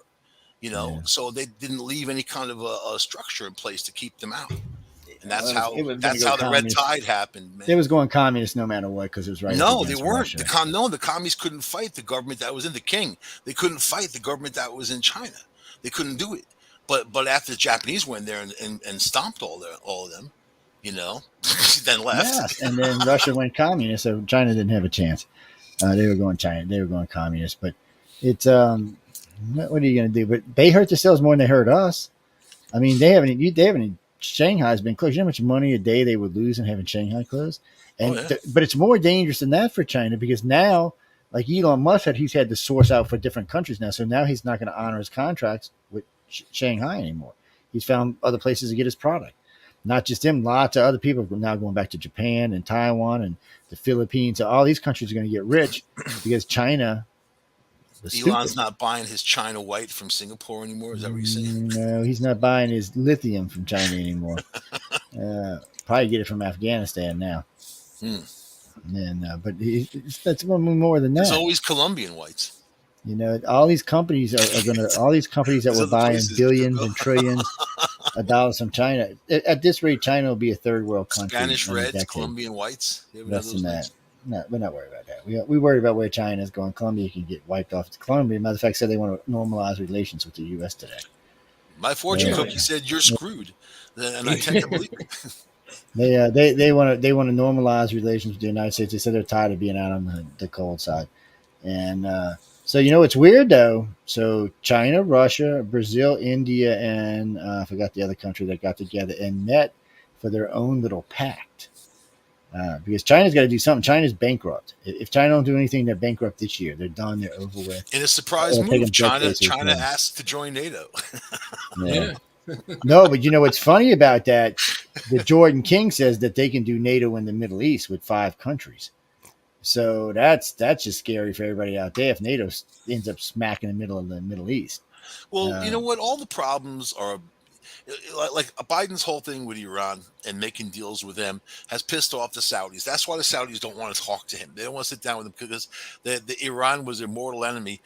Israel got together with the Saudis. They agreed that Iran's is a loose actor in the area, that they have to be taken out. But Biden and also Obama, they pandered to Iran. For what reason? To win them over. These people chant "Death to America" every morning before they pray. You're not going to. Their speedboats are buzzing our Navy ships in the area. That is just like a couple of days ago. They need to blow those things out of the water and be like, "Bye, adios." Yeah, that's my professional advice. Case General. If I was on the deck of one of those boats with an M249, I would definitely saw the front of that boat off. Don't come any closer. Just say the guy had a gun.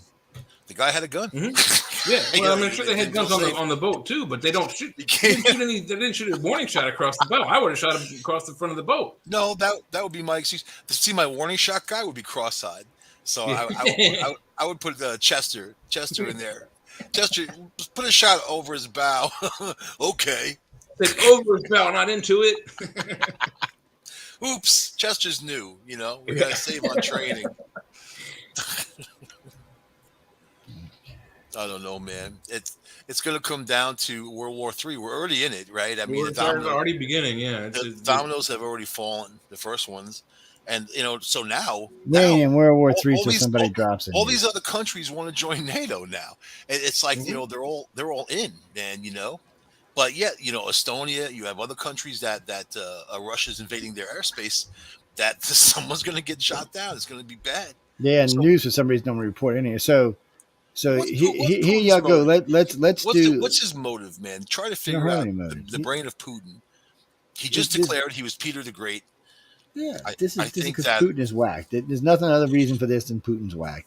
He found out he was dying of cancer. He had 2 or 3 years to live. He said, "What the hell?" He figured he'd jump in, do whatever he want, leave a big thing for himself, and go out in a bang. He just didn't expect everybody to get behind him. I don't think there's a clear goal here. He hasn't declared anything. There's what's of use in the eastern of Ukraine? Is he going after Nazi gold? Is he going after a Nazi superweapon? He hasn't defined any goals, and you don't jump into someone's country just because you want to. I mean, he's doing it for geopolitical reasons. He's not doing it for an end goal. He's trying to goad the rest of the world into coming attacking it. For the couple of years, and it's working. I mean, he was away from everybody with COVID and spent a lot of time alone. Apparently, he was reading a lot, especially about 100 years ago when the Soviet Union formed, and he was in step with all these attacks on the Ukraine. Was in step with those dates, and even what Hitler did with Mussolini and stuff is kind of crazy, right?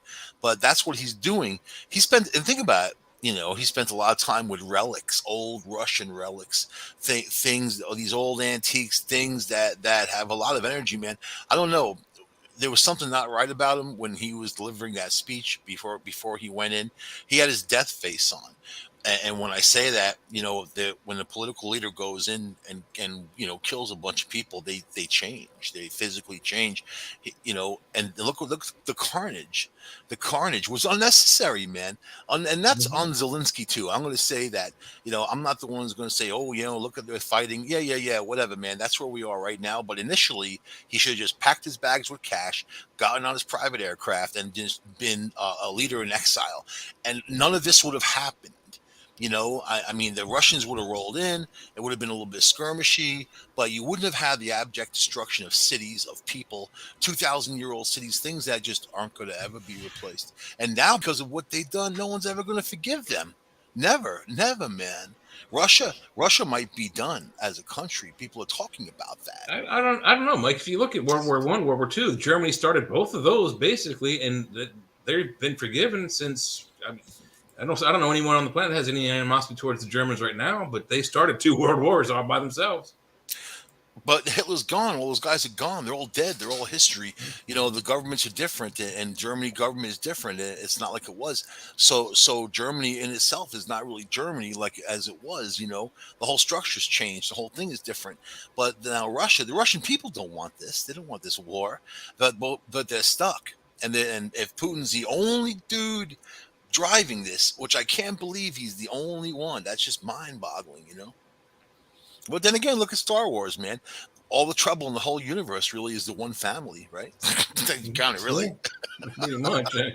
It's the same with Dune. It's that one family goes after the other family. It's the damn one family. Well, but the other thing is that it may only just be Putin, and if you look at it, what he's doing is he's actually uniting more of the world than he is dividing it. And if that was his intent to cause a world war, he's going to be the only one on the other side of the gun. Maybe that was his intent, to unite the world against Russia in one final goodbye to Russia. But I doubt it. I think it's just his ego gone crazy, and he saw all that stuff about Ukraine, and he thinks that they own the Ukraine, and that's really.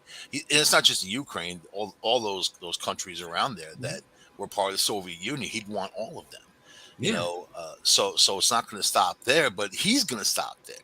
I mean, Russians are leaving. They're going AWOL. They don't want to fight the war.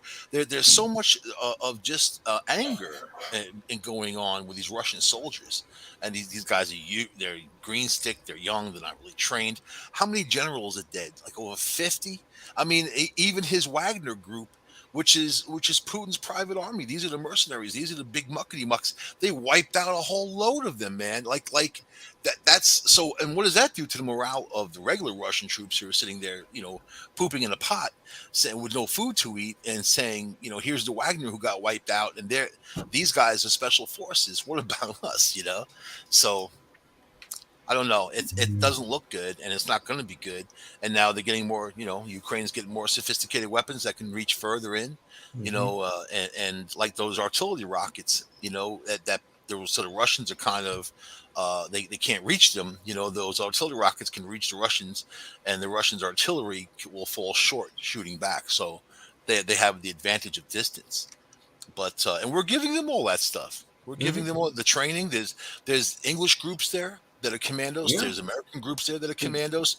Germany sent some stuff in this week. They were reluctant to in the past, but they're sending stuff. So basically, what's going to happen is I'm pretty sure that Putin's going to start attacking points west, and he's been threatening to. Estonia and Lithuania. He threatened both of those countries this week. Both of those countries combined aren't any larger than the entire state of New Jersey, and I think. And I think what did they say about Estonia? It has like a total of 3 million people in it. I mean, did throw one tank in there and take it over. Did you see the new tracking system we have now? The track hypersonic missiles. No. So now, I mean, the technology is being answered. So it's not such a thing. We can shoot missiles. You can't stop them. Now their military is saying they can. So they can track them and they can shoot them down. But he would have to deliver something to a real city like Washington, D.C. and New York, if you're going to deliver a nuke from some submarine, some solid rocket that you can't shoot down so easily, and just boom, just a one shot, because that would demoralize everybody and everybody. A strike inside of the United States, that would demoralize NATO, and that would show that Putin's serious. He'll do this, and then he'd be able to take the Ukraine. I don't think that we would answer in kind. I don't think this government, especially Biden, I think he would have a stroke. That happened, or he would be gone if they nuked DC. Yeah, all the politicians, might not, but wait. First Joe says they should do it when Congress is in session. Okay, first off, nuking something like DC ain't an easy thing to do. Yeah, he'd have to launch out full-out nuclear attack to nuke DC. We'd shoot a single nuke down. Russian submarine. Even the Russians, because we have batteries in DC. No, it wouldn't hit them. Even flying below radar, still the subsat radar would pick it up and shoot them down. There's literally missiles on top of all the buildings in DC. It's right off the coast, and I believe they can do it.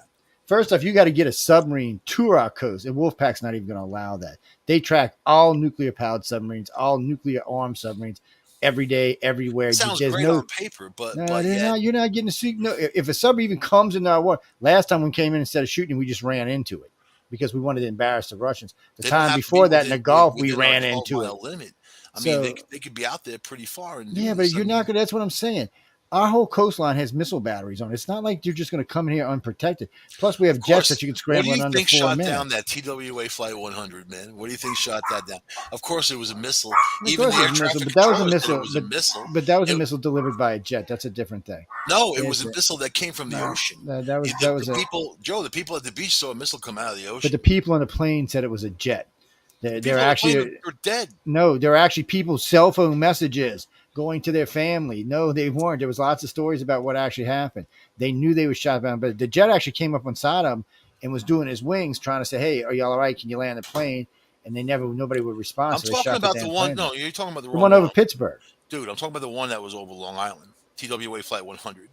The one that got shot down off the coast of Long Island, and people were at the beach and they saw the missile go from the water. I don't know about anything shot over Long Island. But all I know is the ones that were going on with the towers. But yet the air traffic controller said, first of all, the guy said he was in the military, and he said he knows the difference of that fast blip. He said that was a missile. But yet, off the coast of the United States, we have missile batteries, of course, and a lot of people don't know that. But our missile batteries aren't going to mistake a commercial. Hey, man, things can go haywire. Dude, anything can fail. Anything. No, because they're not just run by themselves. There's actually people looking at them. Well, it's not like they get shot down every day, Nah, but I mean, now overseas it happens a lot. Russia shot down 2 or 3 that I know of.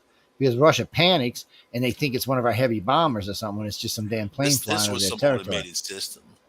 But if they could have blamed it on terrorists, they would have. Believe me, they didn't want to because they even the CIA jumped out with a movie. Yeah, but for one of our missiles to do that, it takes 2 people to get it ready, and then the third person to give the correct code to punch in the computer. There's so many fail systems. It's almost impossible to be an accident that we would accidentally supposedly automated systems. No, there's no such thing as a fully automated system. I'm growing up on Long Island. People we don't trust fully automated. Had friends in the military. They knew what was going on. If that was the case, we'd be shooting shit out of the skies in DC all the time. We'd have Terminators walking around the planet. I don't know, something triggered it somehow. Now it's a strange thing, but right now the U.S. isn't impervious to a nuclear attack, but not one single missile. You're gonna have to have several missiles coming in. But you don't know the story, so you can't comment. So drop the missile in and read the story. Read the story. It's very interesting reading. No, well, I mean, reading a story is one thing, but doing is another thing. If he does want to try to destroy DC, he's going to have to launch what would be considered an AMD attack, an assured mutual destruction attack. He's going to have to launch several hundred of their missiles. Yes, and we're going to launch right immediately as soon as he does. Right, exactly. So it's going to be a huge mess. It ain't up to the president. There's a lot of think tanks that think that won't happen. No, well, if Russia launches full out, we're going to launch no matter what. It ain't even up to Biden. One strike. It doesn't matter. Even one strike, the people will demand that there's a retaliation. It's not. You're not going to get out of it. You can't. Some. The self-hating liberals will never demand that, but yes, some. No, even the liberals will probably demand, especially if you blow up DC and kill a bunch of them. They'll be demanding it too. There's always going to be a government. There's always going to be a government. There's always going to be a government. That's what people don't realize about the United States. Zombie movies when they're like, "Where's the government?" Yeah, but you forget how big our government actually is. Just Texas and California can take over running the country. We have massive government. It will never be. You'd have to nuke the whole country 3 times over to get rid of the government. They're like freaking cockroaches. First strike, second strike, third strike, fourth strike. First strike is always. But someone's going to step up to it. First strikes are always strategic targets. Second strikes are for demoralization. They usually hit. There'll be big cities like New York and Houston, Dallas, LA, San Francisco, San Diego, places like that. They'll all get nuked right off the bat. But the problem is Russia's nukes are old. Now they are entering their new nukes coming in. The first new one will be in the end of this year. And it's a 15 warhead missile. But it's only one. The rest of them, they're not even sure the bitches will take off. They haven't even had a successful submarine test. I couldn't even tell you when. It's been over a decade. And they've only had 2 successful off-ground tests. They've been blowing missiles all over the place. Falling apart completely with the Ukraine, and nobody called that one. I mean, I think their general's more worried about. No, actually, I heard a couple people said that Russia didn't have the capability to fight. It was all smoke and mirrors. I didn't hear that. People that I knew, including matter of fact, the U.S. had kind of stopped.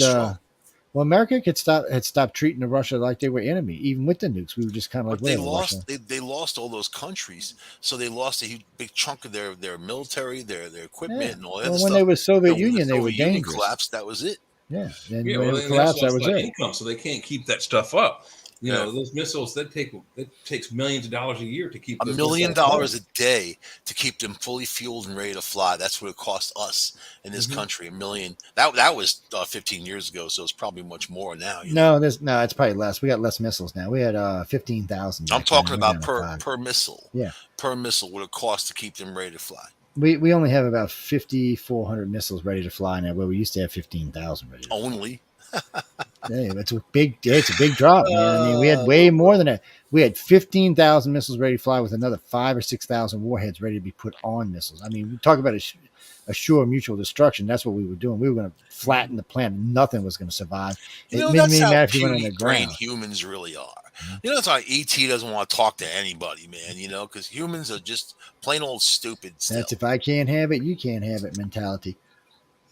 So while we've been talking to them is global warfare anyway, so why would they want to talk to us? Yeah. So I've been flipping through all maybe this is their entertainment. They're having a good time, Yeah, this is their reality show, keeping up with the Americans. They're just hoping to blow up the planet and they get a free planet. That's all. I'll be laughing my ass off out of them. So Roe versus Wade on 5 of the major networks. That's their premier story. That's CBS, NBC, and CNN. The other 2, it's not. One of them's got some weird shooting up in Norway, and I forgot what the other one was. They're not even then. But even with that being overturned, when you go back down, there are all kind of other stories following underneath it. They want the liberals want them hardcore to follow this, but they're just not understanding. Somebody put on there, it's good to be about vote for where? The heartland and the southern states got what they wanted. So what vote? They're going to vote for. They're not going to vote against. And so you're saying all the liberal states. So we're going to say all the liberal states, everybody who lives in all the liberal states, the 150 million, 180 million of them are all going to go out and vote against abortion or for abortion. That's not going to happen. That's a fantasy. And again, if that would happen, they would put up a national vote. So this is going to be an easy tear up. Some poor lady, they were tearing her up on she's a CNN reporter. She's religious and was talking about it. And they were tearing her up, and she looked across at the lady and said, well, good, you justify why we killed 55 million babies. And the woman shut up after that. She just shut up. Then she flashed the camera. She was like, look at these. That's my kind of protest. And actually, the biggest story I've been following today is the gun safety package that everybody's passed. Guns for everybody. I know, watching the New York politicians melt down, and also in Illinois, these are the places that have the strictest gun laws, that have the most gun crimes. You know what I mean? And they're trying to keep guns out of honest people. In New York, you weren't even allowed to put your finger on a handgun without it being a felony, man. That's how hard. And if you want a gun, you have to jump through all their fire hoops, get their permit. You have to pay for it. Yeah, well, now they can deny you for any reason. They don't have to tell you either. Well, now they can't do that shit anymore. Plus, the other 13 states that had that law, guess what's going to happen to them? It's got to go away too. DC's when I got my gun license, the guy's like, "Why do you want your license?" I said, "To keep the Queen of England out of my face." He laughed his ass off, and he gave me my license. So they got Rand Paul, and they were giving shit about the abortion thing. And the lady screamed, "Now it's illegal." Now he said, "No, it's not illegal anywhere." He said, "I haven't heard any states that's made it illegal." He said, "Why don't y'all get the facts straight before you start screaming something that's not true?" So in New York now, if you're an honest, law-abiding citizen with no background problems, you get fingerprinted, you get the background check. You might have to go through a safety course or not with a local gun, like one of my gun clubs I belong to. People come all the time, and mainly we do it for free, and just check them out on a gun so they know how to use it, But you want to do that. If you're going to buy a handgun, you want to know how to use it. You want to know how to clean it. I bought my AR-15. There was a dude standing there who was in Afghanistan. He was a Marine, and now he's a corrections officer. This dude, I didn't even know he worked at the store because he was just hanging out. He grabbed my rifle, took it apart, showed me how to take it apart, showed me how to clean it, everything about it. And that's valuable information right there. Just so fast and so good. And you want to know how to use it. And, that's the NRA. Gun safety. It's all about gun safety. When people scream about the NRA, every time they come to the club, it's about gun safety. It's not about, let's go a mass shooting event, whatever, These mass shooters aren't NRA members. These gangbangers in the street, they're not NRA members. You know, they don't even know how to shoot their guns straight. But the illegal guns in the streets is the main issue, not people owning a gun to defend themselves. You know, but these criminals can get one, hey, $50. You get a 9mm. You don't have to wait. Oh, yeah, you don't have to wait for anything. So only 16 states guaranteed to protect abortion. They're all, of course, blue states. All but Colorado, everything else is a blue state. They're all coastal states. It's the upper East Coast on the East Coast and all of the West Coast. But everything in the middle is all red, all the way across. So the other 34 states are glad they're not gonna. So I don't know. You can say this is going to be a voting issue. It's only going to be a voting issue for the liberals because nobody else gives a shit. It'll be a bid on tourism, right? Plus now they're now the abortionists, the people who are out there hating, saying, protesting. So all the pro-lives are coming out now, celebrating and going to all their protesting and celebrating in the middle of the protest. Oh yeah, let's see how long these protesters can stay calm and not lose. What's funny as hell though? The pro-life people support the death penalty, but the pro-choice people don't. There's like there's such a weird thing, like a figure eight infinity type or Roberts. Whatever going on there. What's going on there? Yeah, see, this is another story everybody's been carrying. 2 killed in mass shooting in Norway, 14 injured. Oh, here you go. Rubio's response to protester claims abortion is now illegal nationwide. Nothing has been banned. That's his answer to it. Norway is a country that everyone owns a gun. The military trains you how to use a gun. You store it in your house. They go into the military when they're 18 years old, but they want the big civil defense. It's important to have your civil defense. My friend's like, why do you need an AR-15? I said, aliens, man. You know what I mean? Or flying squirrels.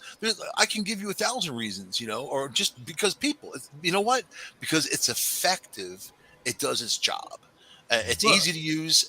What about the simple thing? It's a cool looking gun. Who cares if you're going to shoot it? Some people buy them just for a wall hanger. Well, one of my buddies has like really high end Audis, right? And he's like, "Why do you need AR-15? I'm good with a like a 30-30." I said, "Well, why don't you buy a Ford and drive a Ford Focus and do something like that?" Well, it's not the same. Well, you know what? Shooting an AR-15 is that cream of the crop. It's a great shooting rifle. Just to go to the range, expensive now with that. Okay, well. So basically, nothing's changed here after this Roe versus Wade. Protesters crowd New York Square. Did you see the new gun laws? Pro-choice advocates go out and enforce. Did you see the new gun laws? There aren't any. They tried getting stuff through and they failed, and that's a lot of Democrats who voted against them. They're not doing it, because Democrats like their guns too.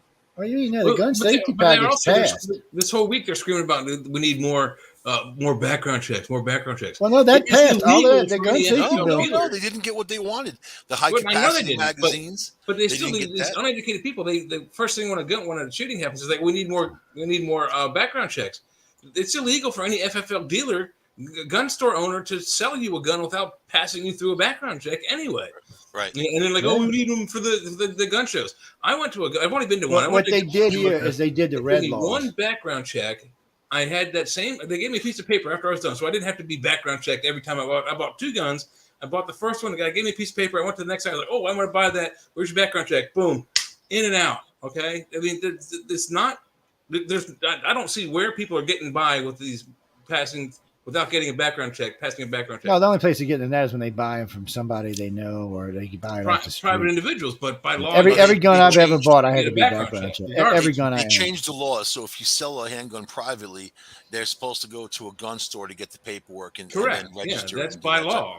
Yeah, so they changed it. They got rid of that loophole. Would do it. Joe would do it. Yep, they got rid of that loophole. I used to go to gun shows in Ohio this is like 25, 30 years ago, that you get anything you want. This is before Bill Clinton's ban, and you get, Uzis were available. I had one, Mac 10s, Mac 11s and things like that. You can't get those anymore because of the ban, but the only thing they really did was make them change the names of the rifles, like AK-47s used to be very popular, and now it's AR-15s. But AR-15s were a little cheaper. It came down to price too, but an assault weapon is any weapon that people use to assault somebody with, and that's really what it is. Mm-hmm. And when they try to put a stamp on it, it's hard to do, and you can't. I had a Mini 14, man, that acted the same platform as AR-15, 5.56, fired the same way. I still don't know why anybody wants an AR-15. It's such a girly gun. I mean, I had a Mini 14. It was the same. Those are fun to shoot. Have you been listening? I know, but if you're gonna own a gun, own a gun. What's girly about an AR-15? A girly gun. It's got a carry. It don't have much. Yeah, but it don't have much knockdown power. It's got. You have a 9mm. Talk about no knockdown power. Oh no, I have a 9mm with hollow points with. So what? Mercury in the tip of the hollow point. I don't have to knock you down. You're dead. My bullet hits you. You're dead. A 10mm. Go up. I don't need to knock you down. That's what I just said. They got mercury in the tip of my bullets. I don't have to knock you down. Once I shoot you, you're dead. You don't want to admit something like that on the air, dude. And they're all legal, by the way. With black talon, so it made it knock there's down, lots of ways to make your guns make your guns deadly. And I'm shooting 240 grain to start off with. I'm not shooting a little round. I'm max powder in my rounds out, so it's a little bit different. It's more like shooting a 44. It's not a 44 Magnum, mind you, just a 44. That's like a dude with a 3-inch penis saying it's really 9. Well, how you know it might be 9 when it's full grown, man. My so 9mm is like a 44. No, it is. With a hollow point and a full like round. A cannon, baby. You're talking about knockdown power. A 9mm fully loaded, fully grained out is the same as shooting a 44 Magnum. I'm shooting 44, not a Magnum, just a 44. It's a difference between a 44 round and a 44 Magnum. Well, one thing for sure, if you want effectiveness and reliability, use an AR-15. That's it. For what? I got vests that would protect yourself. They got soft bullets. You can be wearing a vest. It's not even going to hurt you. Soft bullets. It won't even penetrate a vest. Oh my God. Why would you use a gun that won't even penetrate a vest? That means it won't penetrate a car door, which they won't. They bounce off of car doors. They're dangerous guns. As far as a gun goes, on the grand scheme of all the rifles made, it is way down the scale for a real rifle. It doesn't have the knockdown power of some of the bigger rifles, and it doesn't have the range of some of the bigger rifles. But I can point to a lot of headlines that say that they're absolutely effective. And if it's after what you want a self-defense. You want any gun's effective. I could walk in with 2 380s and kill 8 people. That ain't shit.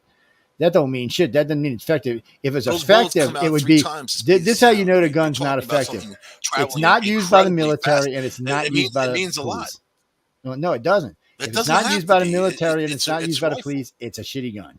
That's bottom line. It doesn't have to be. That's it. That's why it's always be a crappy but the gun. Marine who showed me how to take the gun apart said he carried the same platform in Afghanistan for quite some time. He had nothing negative to say about AR-15, and he carrying no AR-15 over there.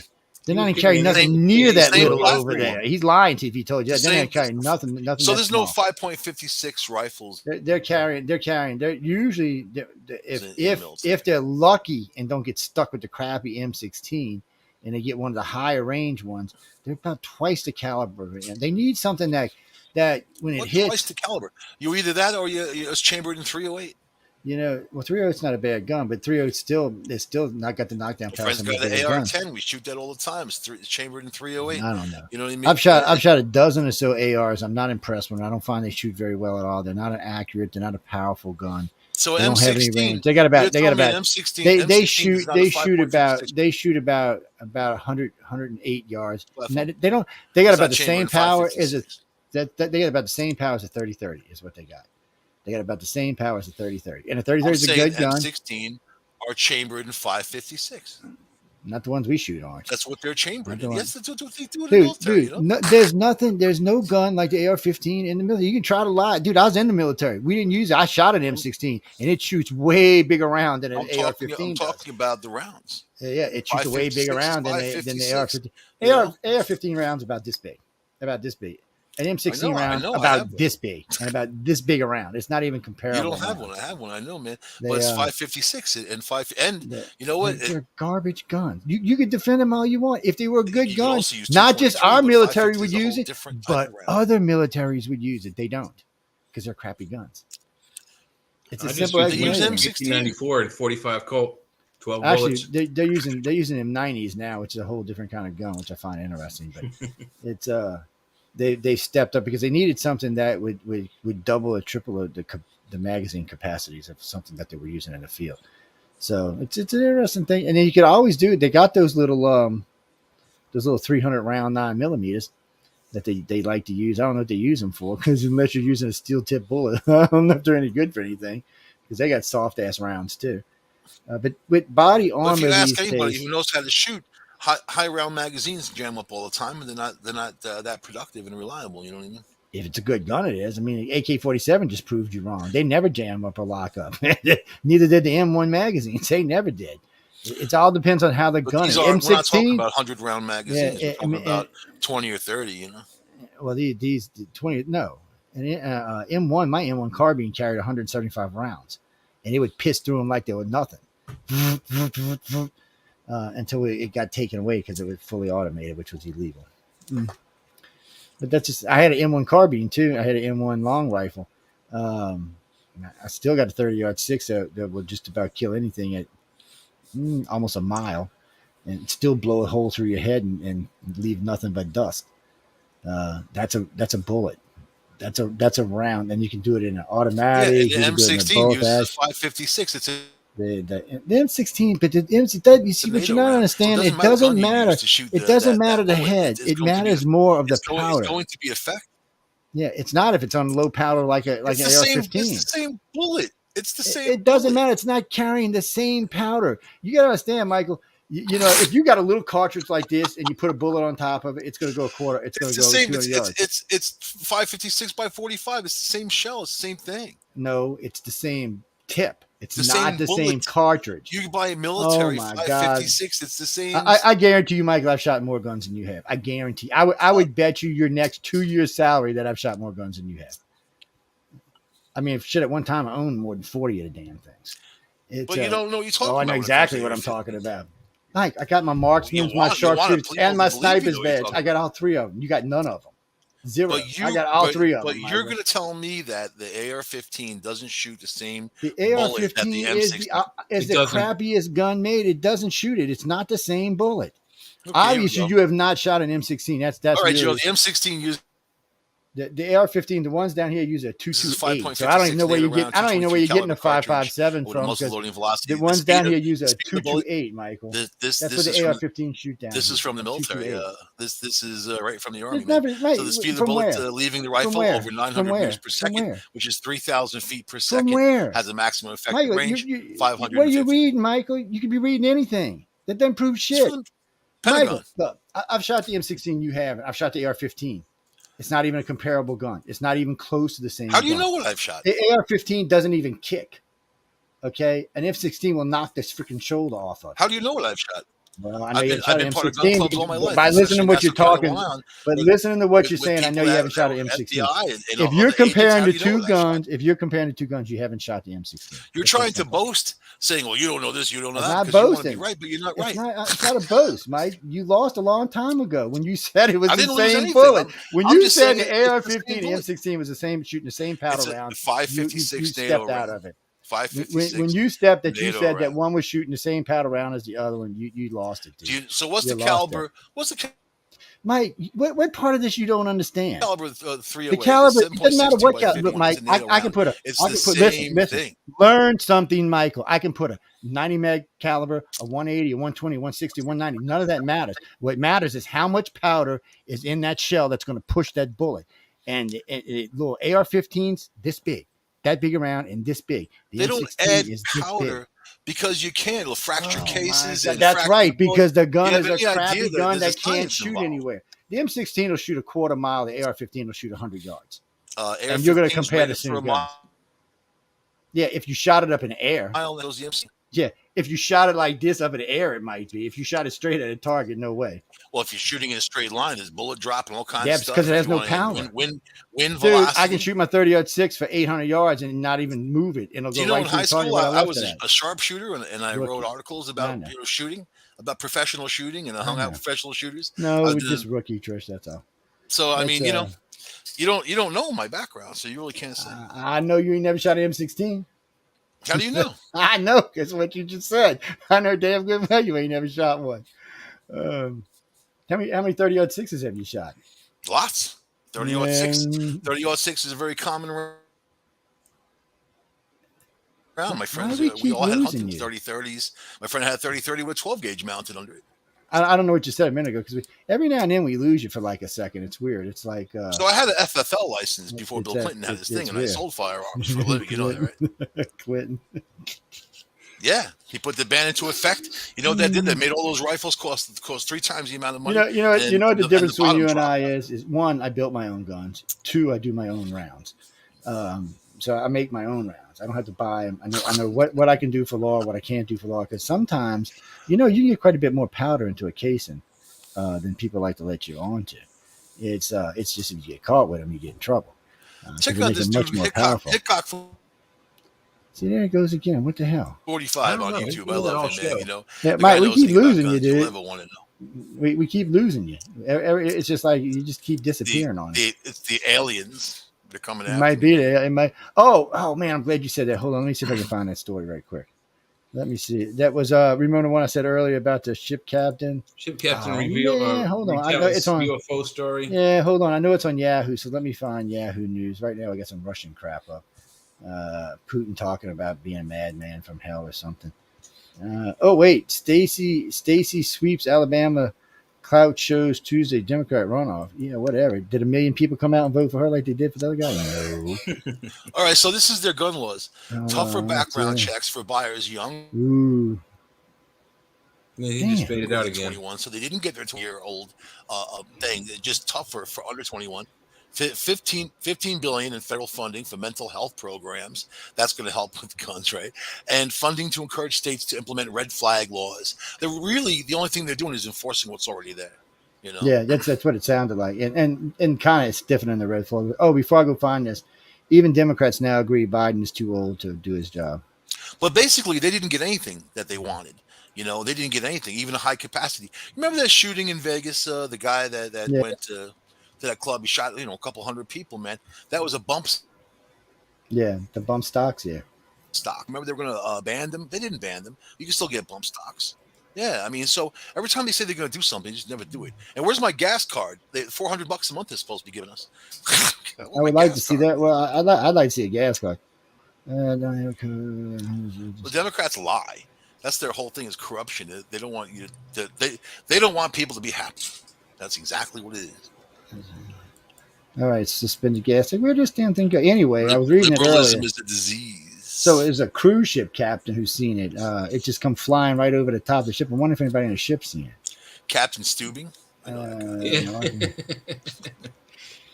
Was there an iceberg? Oh, look, Mark Cuban. Now, I can't believe this guy's turning on the Democrats. So Mark Cuban bought a new drug company and exposes billions in government overspending. Right before an election time. Oh my God! What else is he wants to be Elon Musk, but he spent $400 for a specialized hammer to use on an aircraft that doesn't exist. Oh, I seen this the other day. This thing here. So racist sign on this guy's storefront. So on Juneteenth, he put on his store. It's whatever, meaning whatever holiday. We're closed. Enjoy your fried chicken and your collard greens. Boy, they are giving him nothing but shit about this. And a black friend of mine's like, well, it is kind of racist. I love fried chicken. He said it is kind of racist, but she says, I really like fried chicken. She said, I like some collard greens too. Who the hell doesn't like fried chicken and watermelon? I was like, oh my God, man. New Omicron variant targets lungs and escapes antibodies. Mm-hmm. We knew that was coming. That was just a matter of time because they keep giving us vaccines that don't work anymore, but they got to make their money out of it. Going to keep changing always. Governor appeals new BLM's private land purchase near Cesper. What? Oh man, I don't even know what that is. It's how is a nonprofit able to buy private land? Is that not illegal? That's what I said. So governor appeals it. He says he's not going for it. Governor Mike Jordan will challenge the U.S. Bureau of Lands Management recent purchase of. Oh man, I don't know what's going on here. See, there's been a lot of funkiness with land because Bill Gates went up somewhere in some one of the northern breadbasket states and bought up 1,300 acres or something. I don't know if they said 1,300 acres or 1,300 farms, but he pissed off everybody in the area. They were talking about it earlier today. Ukraine war response is fast becoming Biden's second blunder. Second blunder? What? Who writes this shit? Look, Hill, what are you, like, smoking crack? I mean, come on. Second blunder? Jesus, his second blunder was in his first 2 days in office. I mean, we're probably going to blunder 50 or 60 by now, or even more than that. More than that. Yeah. Another Russian helicopter falls out the sky. Joe Manchin to vote against Biden's proposed gas tax holiday. Uh-oh. He's going to put another tax on gas that's already approaching $5 a gallon. No, he's going to suspend the 18 cents a tax on it for 6 months. Well, geez, wow. But nobody, all the shop owners and all said it probably wouldn't get passed on to us, so don't bother. So it's kind of funny that's going to do. Actually, Janelle, yeah, I seen that. Yeah, I will be at Dragon Con this year. I'll be going up to Atlanta to a Dragon Con. And I plan on going to FanX in Utah if everything is nice and polite and goes the way it is supposed to go. Well, actually, I want to go for 2 reasons. I want to go see FanX, but a friend of mine has a shooting club up there, and I've been wanting to go out and try. They do exotic guns. That's the only way I can see. He's got a special license for it, but they do exotic guns. I can't afford that kind of shit. And so they have a big area up there where they go blow shit up, basically. Yeah, I just been wanting to go for a while. He's got everything you can think of up there. He's got fully automatic weapons, but he has some special. He's got some kind of special permit for it. They got rocket launchers and like over the shoulder LARs and shit. They're all old school stuff. None of it's like new tech. It's all older tech, but it's all legal. It's some kind of club they got up there. Yeah, they pay big money for the land too. I don't have no idea. Navy SEAL running for Congress warns voters concerned about gas, groceries, grandkids, and rampant inflation. So even today, when asked, I love this article, asking Roe versus Wade people, what is your number one voting thing? Gas, food, and then Roe versus Wade. Even though every news media said, oh, it's going to be Roe versus Wade. No, it's not. In 6 months, nobody's going to know. Food and gas. I mean, well, first off, this is the problem for the Democrats. In 6 months, what's going to change? Well, the 17 blue states or 16 blue states, none of the laws are changing. So it's going to be exactly the same. So it's not going to make any difference. And in the southern and heartland states, we'll know by then what the laws will be. So if they're not horrible, then there probably won't even be any flashback. See, that's the thing. Putting it back in the states' hands. I thought I heard Michael come in. Putting it back in the state areas. Putting it back in the states' hands is not necessarily a bad thing. It depends what state. That's what it comes down to when it comes down to the Roe versus Wade. It depends what state you live on how bad it's going to be. And that's really what it comes down to. So all I can tell you is if you think you got to have a lot of abortions, then you need to move to a blue state. Because I don't think the southern states, Mississippi's already saying they're going to all but ban it. They're going to allow for rape, molestation, incest, and that's pretty much. And if there's something wrong, they could put the mother's life in jeopardy. Exactly. Yeah. Other than that, they're going to ban any other type of abortion. Yeah, they're not. In some of those states, that's normal stuff. I hate to say. Well, why are they going to put something that jeopardizes the? Like if the baby is going to, live through the birth, but be like horribly crippled or handicapped. Is there any? I don't know. That I think that'll fall into the same thing if health, but I don't know these Bible Belt states. That could be a tough call because they think all children are worth having. So that's going to be the hardest part for anybody who backs abortions in the midterm election. All anybody has to say, so you're backing the death. Yeah, but it's not even that. All you have to say is, so you're backing the death of 52 million babies. Is that what you're saying? That puts you on your back foot. You can't even argue your way out of that. There's no argument for that. Well, no, they can't be backing those that are already dead, but they can be backing the next 52 million. Yeah. So, that's the thing. When is too much too much? I mean, we're talking a lot of babies here. It's one thing because most Americans don't realize. When when we do polls and stuff, and we ask people about abortion, most people don't realize how many babies are put down a year. They have not a clue. On average in the United States, it's come down. Some think it's around 122,000, 125,000 a year. And how many abortions are performed per day? I've heard a couple million. Yeah, I mean, it's a lot. Couple million. So, Stephanie and I did 2 big specials on this, and we caught a lot of flack on, but we went strictly with the numbers the government was providing, nothing else. And it was a lot. I mean, at that time, it was if you curved it down as low as you could, it came down to 26 million since 1973, since the law was changed. And if you go by the Fed sites, it's more like 52 million.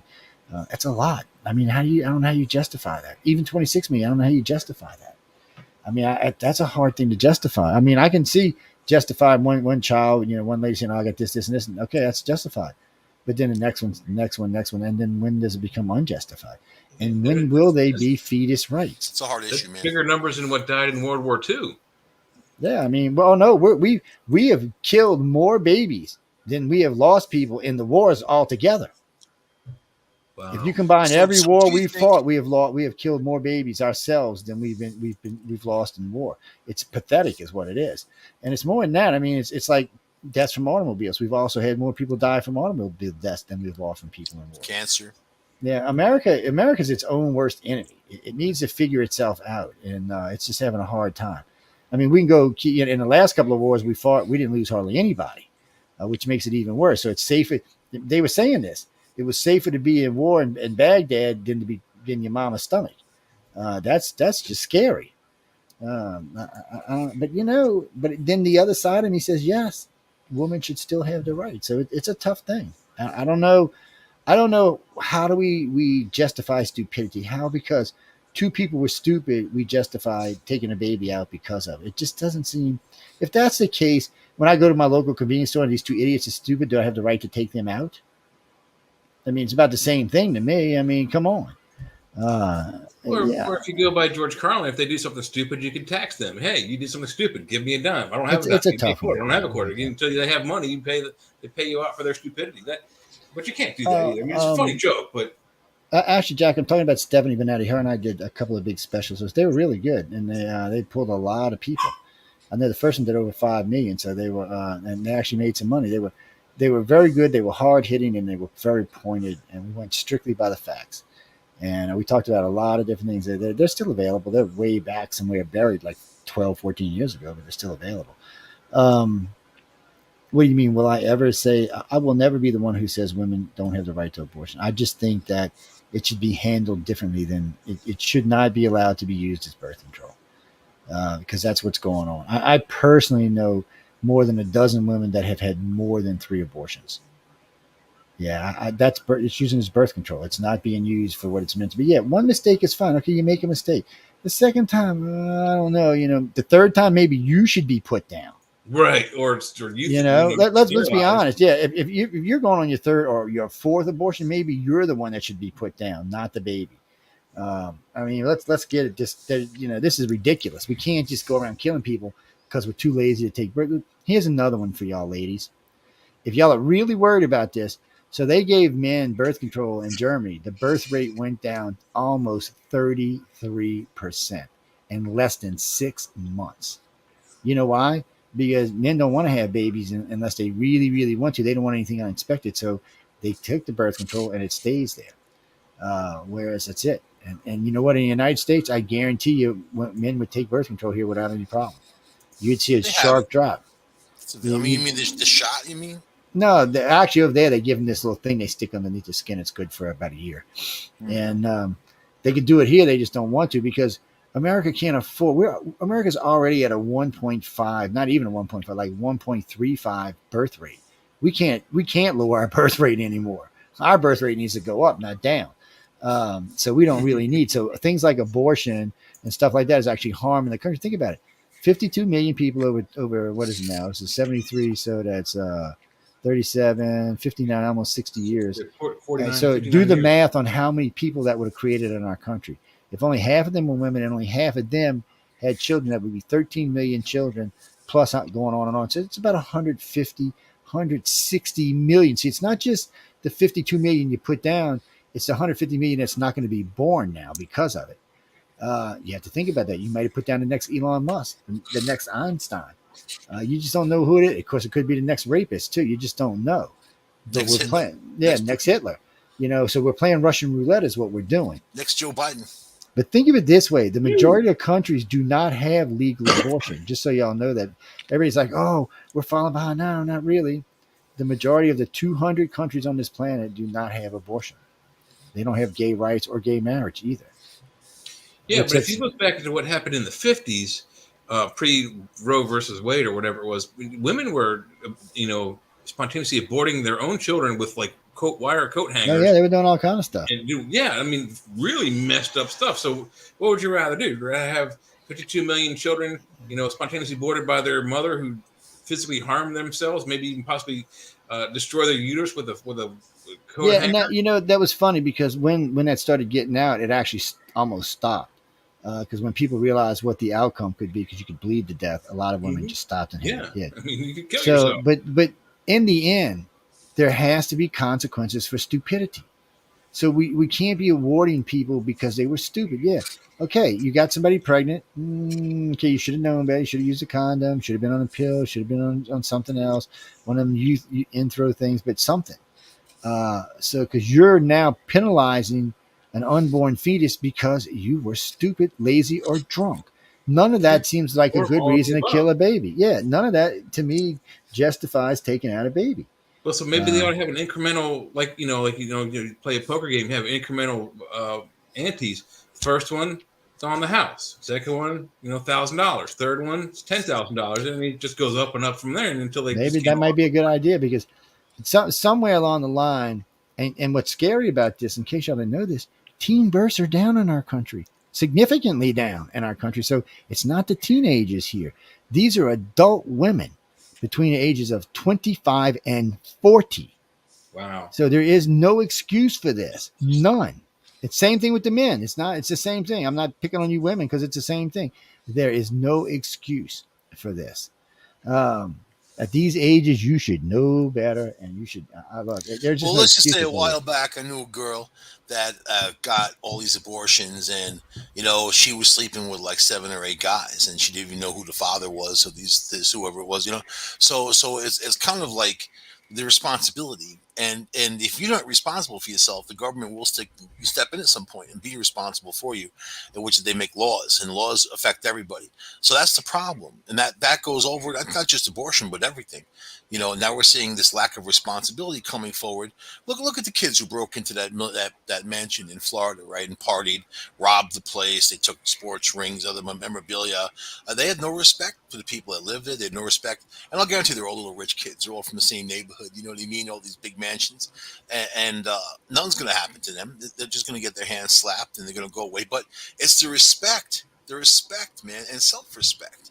My mom said, don't do anything that's going to embarrass me. You know what I mean? So that's the way it's supposed to be, but that's the world we're in. These kids think they can do whatever they want and get away with it because they're not going to be made to be responsible. Yeah, and what Joe was saying is there are older adults that are doing this. The younger generation, because of the COVID thing, are so, I think, spontaneously scared of germs and they're all going to use condoms. So that may be a fix there, but this group between 25 and 40, you got a woman that wants to sleep around and not have a steady boyfriend, or a guy who wants to sleep around with several girls at a time. You're talking that responsibility you're talking about is on those people. There has to be some sort of repercussions for that, and like I said, maybe make it so it's incrementally more expensive each time you have an abortion, so that they at some point they can't pay for it. They're going to have the kid. They get it for free. What are you going to do for the dudes? The guys that are sluts running around? They get it for free from the government, though, from Planned Parenthood. They get it for free.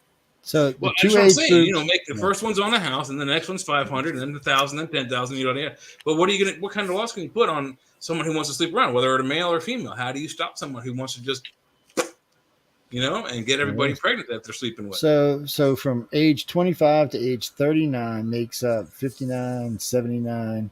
88% of all abortions fall into those age groups. Right now, 19 and under is only 9%. And 40 and over is actually only 5%. Most women over 40, they, at some point after 40, you have menopause. You can no longer have children. Usually, that's true too. So that's another reason it's probably down once you hit about 45. So this is it. So this is an age group that shouldn't be. I mean, you should know better. I mean, bottom line is you can know. I'll give you up to 25 because you're just stupid. But after that, there's no excuse. There's just no excuse. So somebody somewhere has got to be up front and say, "Hey," because they're riding the carousel and they're out there. They don't want to use protection. They're trying to get the brass ring. They don't care. And in all fairness, I was guilty when I was young. I just got lucky and didn't get anybody pregnant. At least that I know anyway. So here they come. Now you put it out. I know. You'll be knocking on the door. Hey, you got a little money now? Yeah, what you got? No, I ain't got no money. Get away from me. So in 2005, 1.21 million abortions were performed in the U.S. 1.21 million in 2005. since from 73 to 2005, 45 million abortions have occurred in the United States. 45 million. Now, this is coming from the Catholic Bishop Church, so I would say these numbers are probably a little bit lower. Not a lot, but I would say they're a little bit lower because I don't know what the hell they're all counting. Are you saying the Catholics embellish their numbers? I hate to say it, but I think they do. So abortion ratio, proportion pregnancy ending in abortion was 22.4%. And it's pretty much so. So poverties are not much more than middle class. There's only 1% difference between people with poverty and people with middle class having abortions. Unfortunately, they can't afford the child, so they're a lot more careful than all these politicians today. The lefties, they're like, black women are going to be affected, and they need this, and they always try to push the abortion on people of color. Which I think is interesting because black people in the United States are not at their reproductive numbers. They're dwindling. And it's interesting to push abortion on their community, lack of family, and push abortion. And this has been something that was crafted, something that was manufactured over years and years and years for the failure rate of certain communities. And it's something that they kind of tout as, hey, we're fighting for your rights so you can have an abortion. Well, it's more important to have the family and have those reproductive numbers and represent your community than have, kill off every chance you get. But yet there's a lot of people in poverty. There's people in welfare. There's people that can't take care of themselves, and they have kids and kids and kids and kids and kids. So there's for some people, there's the kid makes me money thing. So a lot of Section 8 properties will work on. They'll be 5 daddies, 6 cut that off in a lot of places. But if you got the kid, they still got to give you. They still got to give you. There's WIC in every state, and it's like up to $12,000 a year per child, up to 6, something to that effect. So down here, you'll find a lot of women down here will have 5 or 6 kids with 5 or 6 daddies, and what they do is they get all this freebie stuff, and then they make the daddies pay. So they don't pay any rent, no lights. They get free food. They even used to give them a little cash, and then the daddy. They actually get less though if they know the daddy's name. So most of them don't. That's true. So they don't say anything. So the daddy gives them money to keep them off of the from child support for going after them. That's how they do it. So the daddies give them money. So they're playing both sides. They're making a small fortune off of it. But they're using which sucks, rules to do this. They are using the government rules are allowing them to do this, and this is a huge problem. The abortion serial killer. That sounds just scary, Trish. Yeah, I just saw that. Hey, Amelia, nice to see you back. Sweet dreams, sweetie. Yeah, we're getting ready to get out of here. We'll be out of here in 10 minutes anyway. The psychic John Edwards says that those energies are there. That you have aborted, that they're there. You know what I mean? Those children are there. Yeah, and that guy's crazy, scary good, that John Edwards psychic dude. Yeah. And I still don't know how this is attack on women's rights. My mom went to see him when he was St. John's. He was going to college there. Oh, wow. My mom and my sister had a reading by that guy. It's only attack on women's rights if you can't get an abortion.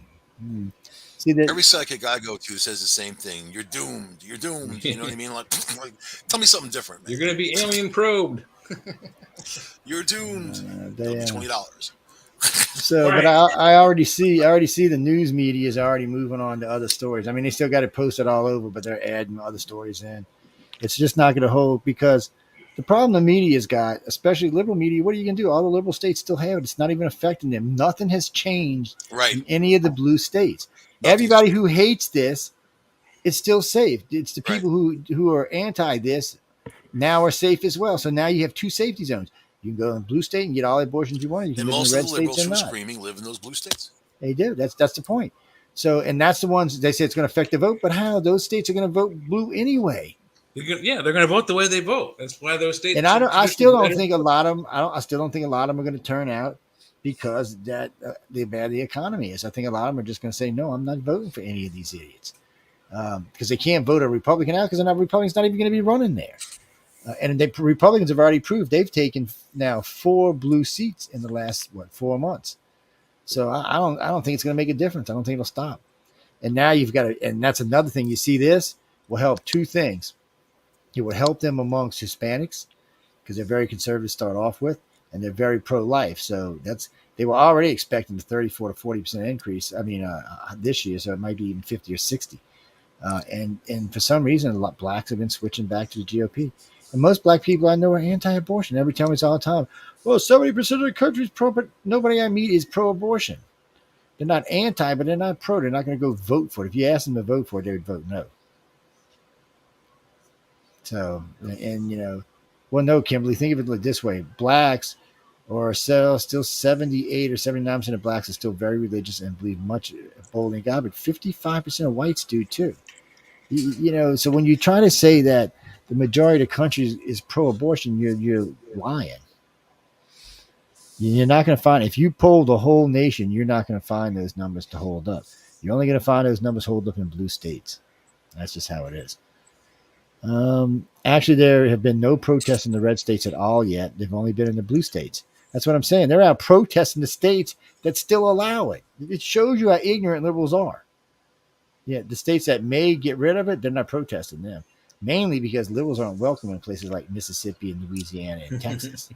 Y'all ain't from around here, are you? Yeah. What you doing down here? Huh? You want to go alligator hunting with me? Let me show you what an alligator is. Here you go. Yeah. Truck runs into pro-choice protesters at Iowa rally after Roe versus Wade. Wow. Yeah, man. Because people have had it. They've had it with blocking the road. They've had it with all this tripe. They've had it. 52 million abortions. I mean, that's just, I don't know, man. I got issues with that. I just do. If there's a God, he's throwing all you freaking Americans are burning to hell. You allow for this shit, you're all going to hell.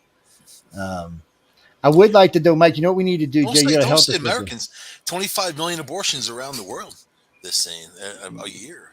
They around the world. So it's not just us, but yeah, but a lot of them illegal and whatever. But we're leading the fight, definitely. Yeah, and it's mostly worlds like mostly countries in Europe and here. Most of the rest of the planet's like screw you. 7.5 billion people on the planet, running out of food, running out of fresh water. There's very serious challenges to a large population, and they're going to have to get into some kind of population control. So all this talk is great, but yet the more people you produce, the more they're going to need and use. There needs to be a balance. Earth can handle about 25 billion people, give or take one or two.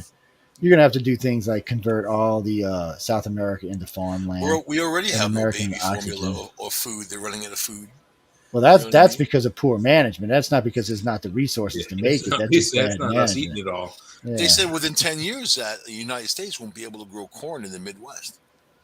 I don't know why. We can pump water from anywhere in the climate. It's drying up.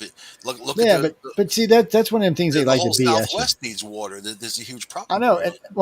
Not what you think it is. So Louisiana and Texas have been fighting about this for a couple of decades. Louisiana gets almost 80 inches of rain a year, not including all the fresh water we have down here. But the South has a lot of fresh water. So what we've been doing is we've been shipping it over to New Mexico and Arizona and Nevada. So now Texas and Louisiana getting together and going to put some serious pipelines up, and we're gonna bloom the desert back together. We have way more water than we'll ever use down here. So that's what they're doing. I've heard people talk about that, and I've heard the cost of it, and I know that they won't do it. Well, no, they've already started doing it. We've actually already started sending water to places like New Mexico. They're trying to get a pipeline from Canada of fresh water going down into the Colorado River. Well, that's going through Yankee land. That's not going to happen. But Southerners are different. We actually do shit. We don't talk about it. We actually do it. So yeah, and it's a weird pipeline setup. So listen how he did this. So you got pipeline, and then every so often it's open and it's got like sand pits in it. So the water runs through there and filters. So the water is like super clean when it gets to you, and you don't have to have all this stuff. So it takes all the treatment out as it's going. So you have treated water when it arrives wherever it's going. But it's not near big enough to produce the kind of what they want. But Louisiana and Texas have been talking about it replacing the oil business down here. That's how much money they're going to make off of it. That's why they're all gung ho for it. And building pipelines for people like Texas and Louisiana, that's just second hat. We got friggin' pipelines everywhere down here. I mean, they're everywhere. They're like highways. So it's not even a big thing for us. It's an easy part of the industry. We're already set up for it. We've got all the welders we need. We've got all the materials we need. We've got all the water we need. The biggest problem, the biggest hurdle was Texas didn't want us to go through the country. So Louisiana was just going to go around them and go through the Gulf. And then Texas decided, well, you know what? If you're going to split the share of profit reasonably, then we'll let you go through Texas. Well, the other good thing about it is if the pipeline happens to have a catastrophic failure, it isn't going to poison. I know it's water. Maybe it might drown a couple of ducklings, but it's not going to be like poison the whole area for 20 years. Yeah, you'll see a bunch of stuff blooming is what you'll see. Right. I mean, we have the technology to do a lot of stuff now, but we're too busy fighting over shit like bathrooms. Again, first we thought after Obama we would learn not to spend 4 years fighting about bathrooms, but here comes Humpty Biden, and here we are again. Darryl, as far as the Roe versus Wade goes, wait and see what it's going to change. Like I just said, all the blue states are going to stay the same. So there's 16 safe harbors for abortion right now. I mean, in California and New York, you can get abortion up to the day. So there you go. If that's what you're worried about, you can go get one. Oh, yeah, and the doctors love it because they'll be able to get to charge more because you probably have to have some special permit to come to New York to get your abortion. I don't know about D.C. because D.C. is not technically a state.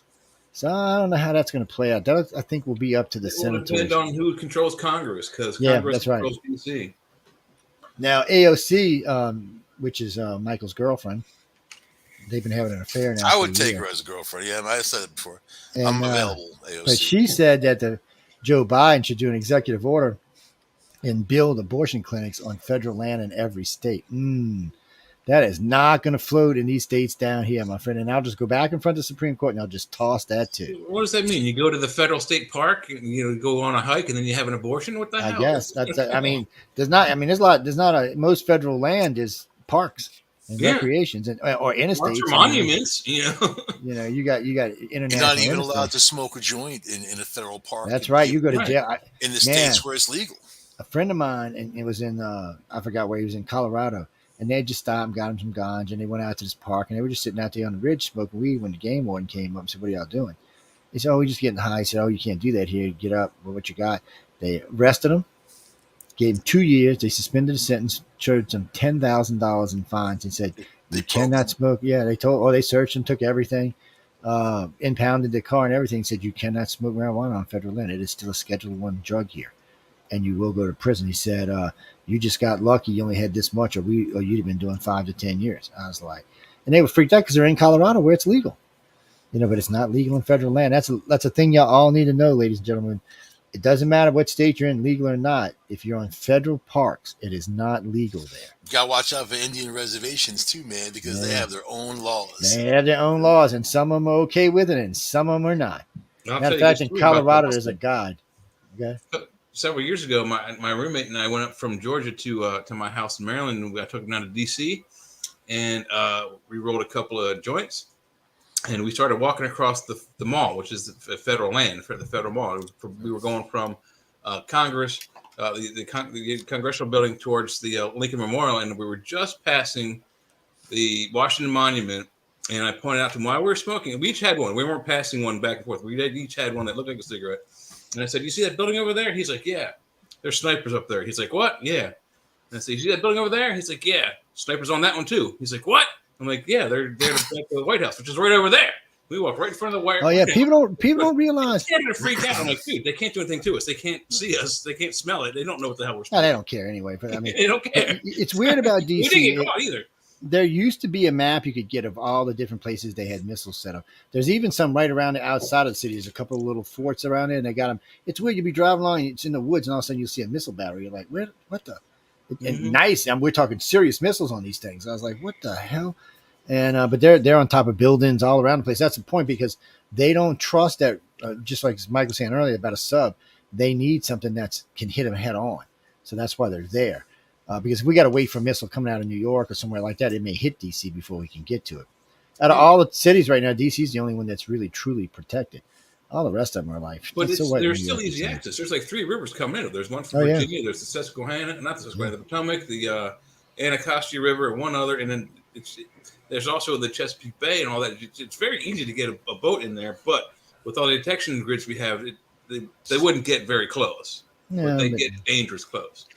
But if Putin might want to go out with a bang, but I hate to say this, with the exception of people in DC, I don't think anybody would care if you knew Biden people, and I hate to say that, but we'd all be sad about it. We'd be all sad about everybody who died in DC, but Biden, we'd all be having a party. Yeah, all right, thank you, Putin, thank you. His approval rating would go up. Yeah, because he did. His approval rating would go sky high. There you go, about 40%. Yeah, look at this. Look at this. And I don't know that I'd celebrate as long as they get Camellia too and Biden. Then I might. Well, celebrate. they got to get Kamala, Biden, and Nancy because that's who's third in command. Mm-hmm. And then Mitch McConnell, people like that. I have a list. But now, if it's after November, the Republicans will probably have the House. So if Kamala and Biden goes, then they would take over. And AOC, she'll be in the Bronx. She'll be the only one left alive, and then she'll be the president. See that? Oh my God, the AOC, yes. AOC can't hardly even speak English. You ever see that video on YouTube where she's dancing like she was in college? She's on top of a roof. They're trying to like redo the thing from that stupid movie, Breakfast Club. No, jeez. That dance. This is the woman who's in library. Congress.